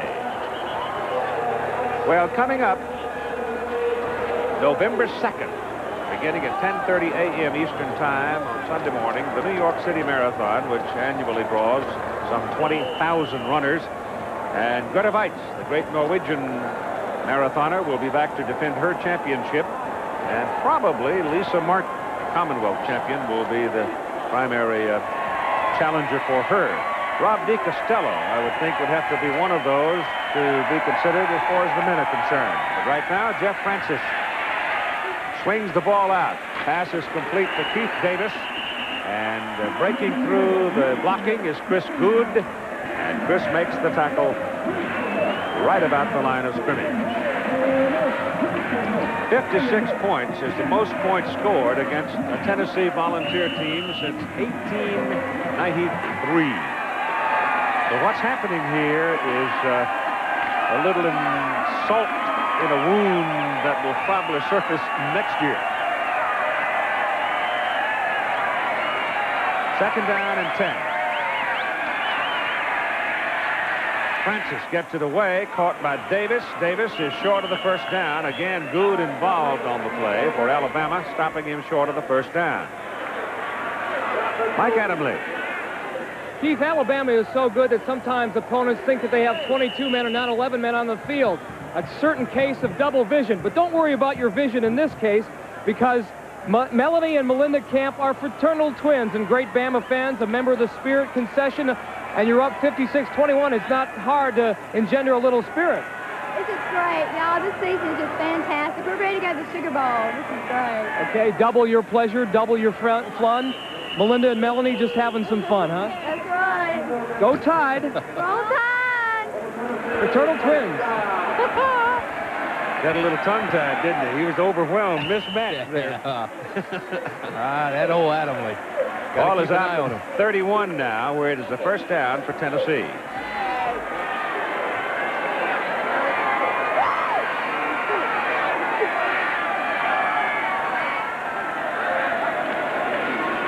Francis throwing again. Pressure coming from the backside. Passes away to Anthony Miller, and they've got him at about the 36, 37-yard line. Derek Thomas, an interesting young man, and he's going to be a heck of a football player. But if you go back to the opening game of the season up at the Meadowlands in New York when they played Ohio State, it was Derek Thomas that made two mistakes late in the game and gave Ohio State a chance to win that ball game, but they didn't. And Michigan, you see, has finally won.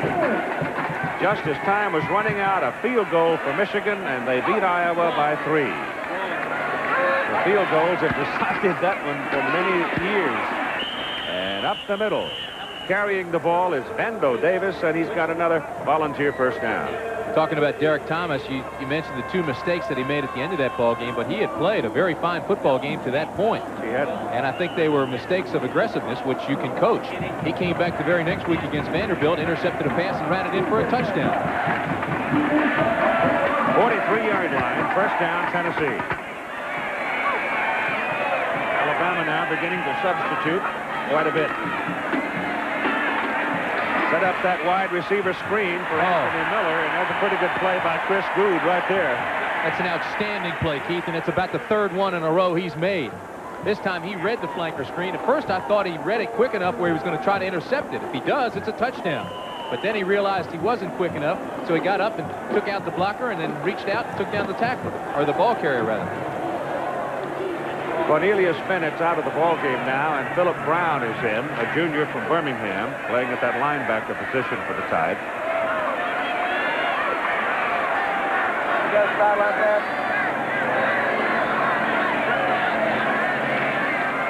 On second down and 9, from behind, Jeff Francis is taken down by Philip Brown. They are loaded at every position. Big, strong, fast. It's very difficult to find a weakness in this Alabama football team. What did Frank used to say? A lot of guys who look like Tarzan play like Jane. They've got guys, they all play like Tarzan.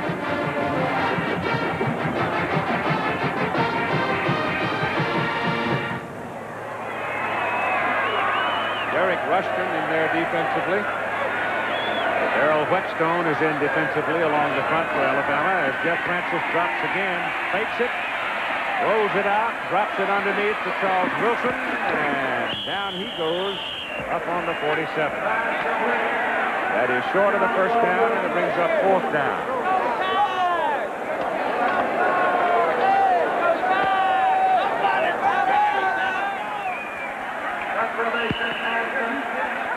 You said salt in the wound that may surface next year. This could surface for the next several years. Johnny Majors really has a lot of good young talent, but it is young. Asman's punts today are 40 and 47. Knocks this one out of there. Greg Richardson takes it. And they run him back inside the 15 and knock him down on the 14. But there is a penalty flag back around the 15, 16-yard line, a 38-yard punt. So let's see about the call here. Could be clipping. Is half the distance on Alabama. We've got cakes up here. We've got M&Ms up here, chocolate. This is fun.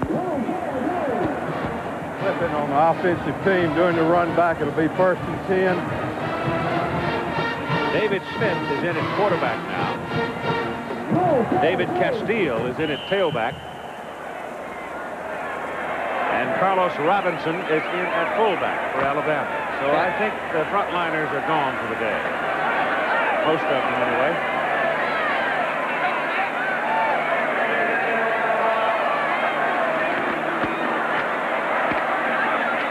Castile is out from the 8, close to the 13. And again, the Tennessee defense is obviously very tired now. They've been out on the field an awful lot.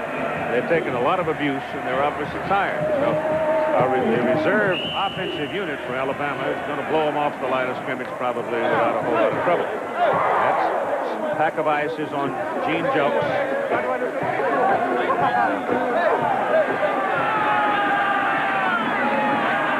Second down, about 4.5 as Castile has it again and breaks a tackle at the line of scrimmage, and he is close to a 1st down. David Castile's a fine running back, too. He had an outstanding game against Florida. 10 carries, picked up 78 yards and a touchdown against Florida. And they went down there to do it, too. So if you win in Gainesville, you've played these days with Galen Hall, though Galen's had a lot of people hurt. Won a ball game today up in the Northeast. He went out to Meadowlands to play Rutgers and got a win with Kerwin Bell laid up. It is 1st down from the 18-yard line. The time remaining is 5:35. Now Castile getting some work, and he gets to the line of scrimmage that time, and that'll about do it. In a 56-21 Alabama lead. And we look ahead to next Saturday in Tuscaloosa. Bryant-Denny Stadium, undefeated Penn State comes in.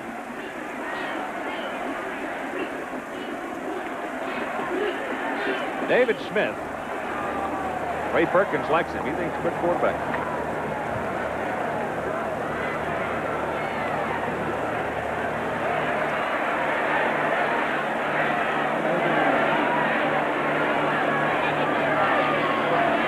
It off to the fullback this time, Carlos Robinson. Carlos is a junior from Enterprise, Alabama, 190-pounder.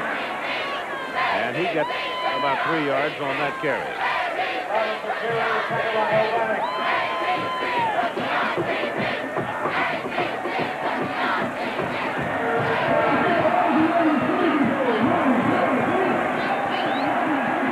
You see Humphrey with 217, Jelks with 89, Wright with 90. Oh boy. That's a lot. 3rd down and 6. Castile caught at the ankles as he made his cut, and he is short of the 1st down, and so Chris Moore will come in to punt. Well, that sets up some kind of shootout for next week in Tuscaloosa. Penn State, Alabama, both undefeated, both with national title aspirations. And the history of that series, they've all been wars. It's the one where the sideline gets a little bit like a rubber band. Well, it was the end zone where there were skid marks that one time it caused a little controversy, too. Chris Moore shoots it out low and should be returned by Thomas Woods. And Woods gets it back to midfield. That's a 41-yarder. And Tennessee will go to work there. 3 minutes and 27 seconds left to play in the game in Knoxville. Is again decided for the second consecutive year on a field goal as time ran out, and this year the shoe, as it were, is on the other foot, as it was Mike Gillette's field goal which won it for the Wolverines. Earlier, Gillette had hit a 53-yarder for a school record. The winning field goal came from 35 yards out. The Wolves stay unbeaten, and Iowa has a Big Ten loss. Keith? And Michigan has a big win. They remain undefeated, very much in the hunt for the national championship. Miami, Alabama, Auburn. One of them figures to fall next week, however, in Tuscaloosa. All right, Moses Collins comes in for Tennessee at quarterback now. Tony Thompson is in at tailback, and Greg Emsler is in at fullback. Thompson and Emsler, true freshmen. Collins is a redshirt freshman. Collins back to throw it. Swings it out to Thompson. Little guy from Lake Wales, Florida. Shakes one tackler and gets the ball down to the 41 before they finally wrestle him down. Thompson rushed for 1,500 yards in high school. He's a jitterbug type runner. Fairly strong for his size. They wanted to redshirt him, but because of the injuries, they suited him up, and now he's in the ball game. If Tennessee ever gets healthy, they're going to jump up and bite somebody someday when they don't expect it. Second down at about 2.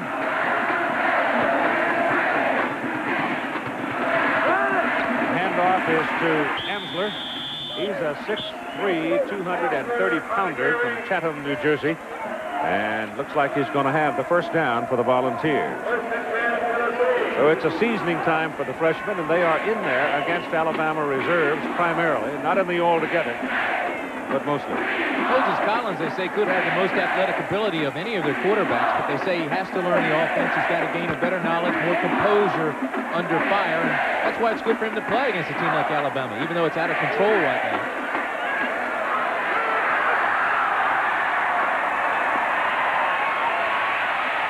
Takes one man. He's quick.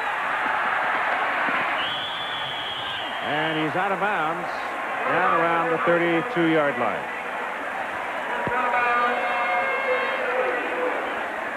Well, they've had some of those great quarterbacks here at Tennessee over the years, guys with nervous feet like Condridge Holloway. You think he got him pinned in, and bingo, he's gone. I saw Darrell Dickey earlier today, saw him at halftime. Young man who guided Tennessee to its fortunes of a year ago and the great victory of the Sugar Bowl. Really an impressive performance he put on in the last half of last year for Tennessee. Son of Doug Dickey, the athletic director. Collins throws it in the crowd, and a penalty flag goes down, and you may have an interference called out here, as there were 4 Alabama people all over the intended receiver, Miller. He threw into coverage, but he threw well. And Miller had his hands on it. Miller, he threw the ball before Miller even made his cut. Be a 15-yard penalty. All right, here's Miller now. Nothing fancy about it. It's a post pattern. He goes down 15 yards, cuts it back into the post. Now he's running into a zone coverage here. There's men around, and the ball was thrown before he made that cut into the post, and he still almost pulled it down. So the Vols got a first down inside the 20, near the 17. But the issue was settled some time ago. We've got 2:01 to go in the ball game, and Alabama sitting on a 56-21 lead.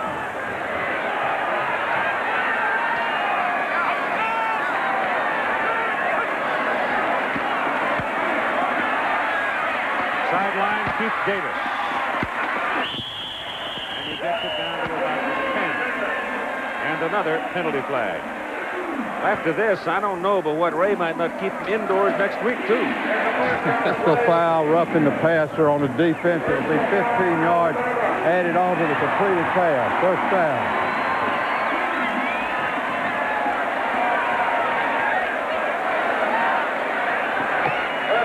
is young, but he's impressive. 5-step drop. Looks off the receiver across the middle, and right away, he plants and goes to the secondary receiver. Now, Collins took a pretty good hit in the backfield. That's where the flag went down, but he still hung in there, threw the ball, put it right on the numbers. This will be another bother for the Alabama coaches, too. They'll have a lot of talk about this, but that's 13 flags against Alabama today for 101 yards. Don't make those kind of mistakes against the Penn State. Thompson tried to cut it back into the middle, and he ran into Derek Rushton. 6'3", 240-pound tackle from Mobile. No, but see, that's the thing about the Alabama players are going to be ecstatic about this. They scored 56 points. They beat Tennessee. They're all fired up. They're happy. They're going to get in a meeting, and the coaches are going to give them the devil. Yeah, they're going to eat them alive. They're making all the mistakes. Knoxville, been kind of a grim day for their football team, but in a way it's been quite exciting. There have been some big plays in the ball game. And thanks to Dave Burnson for stats, Todd Barry for the spotting today. Once again, we've enjoyed coming back one more time to Knoxville. Nice city. Happy birthday to you, too, one more time. Thank you. Second down and about 2. Tennessee's reserves trying to get it in the end zone against the Alabama reserve. Moses Collins whips it in there. Touchdown.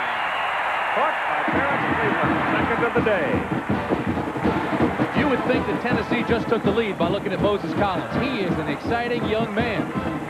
Threw that touchdown pass, and he was into the end zone almost before the ball got there. He looked him away from his primary pretty well, too. He kept looking to the guy running the fade in the corner and then just whipped the bullet into Cleveland.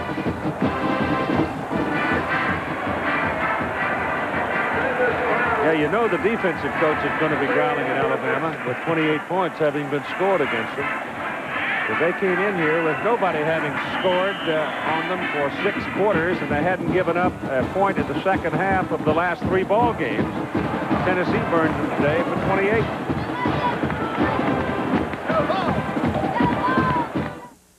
For a couple of weeks and hadn't had the chance. First down, Alabama. As Smith is the quarterback, Castile is the tailback. David has it and brings it up to about the 22. That's a 3-yard pickup for him. As Zuga, Jeff Bentley, Danny Cash, Charlie Abrams, Jeff Trumalkin, and Andy Anderson, Greg Payne, all in the ball game for Alabama. Carlos Robinson, Clay Whitehurst. Quite a thrill for Clay Whitehurst from Nashville coming here and catching that 34-yard touchdown pass today for Alabama's second touchdown back in the first quarter. Second down and about 7 for Alabama. Half a minute to go in the ball game. It's fun to see the enthusiasm of youth, though. Even in a lopsided defeat, 56-28, a lot of the young Tennessee players that have done well and gotten in late are enthusiastic. I mean, Moses Collins threw that touchdown pass to Cleveland, and he was in the end zone to congratulate Cleveland almost before the ball got there. They're going to let the clock run.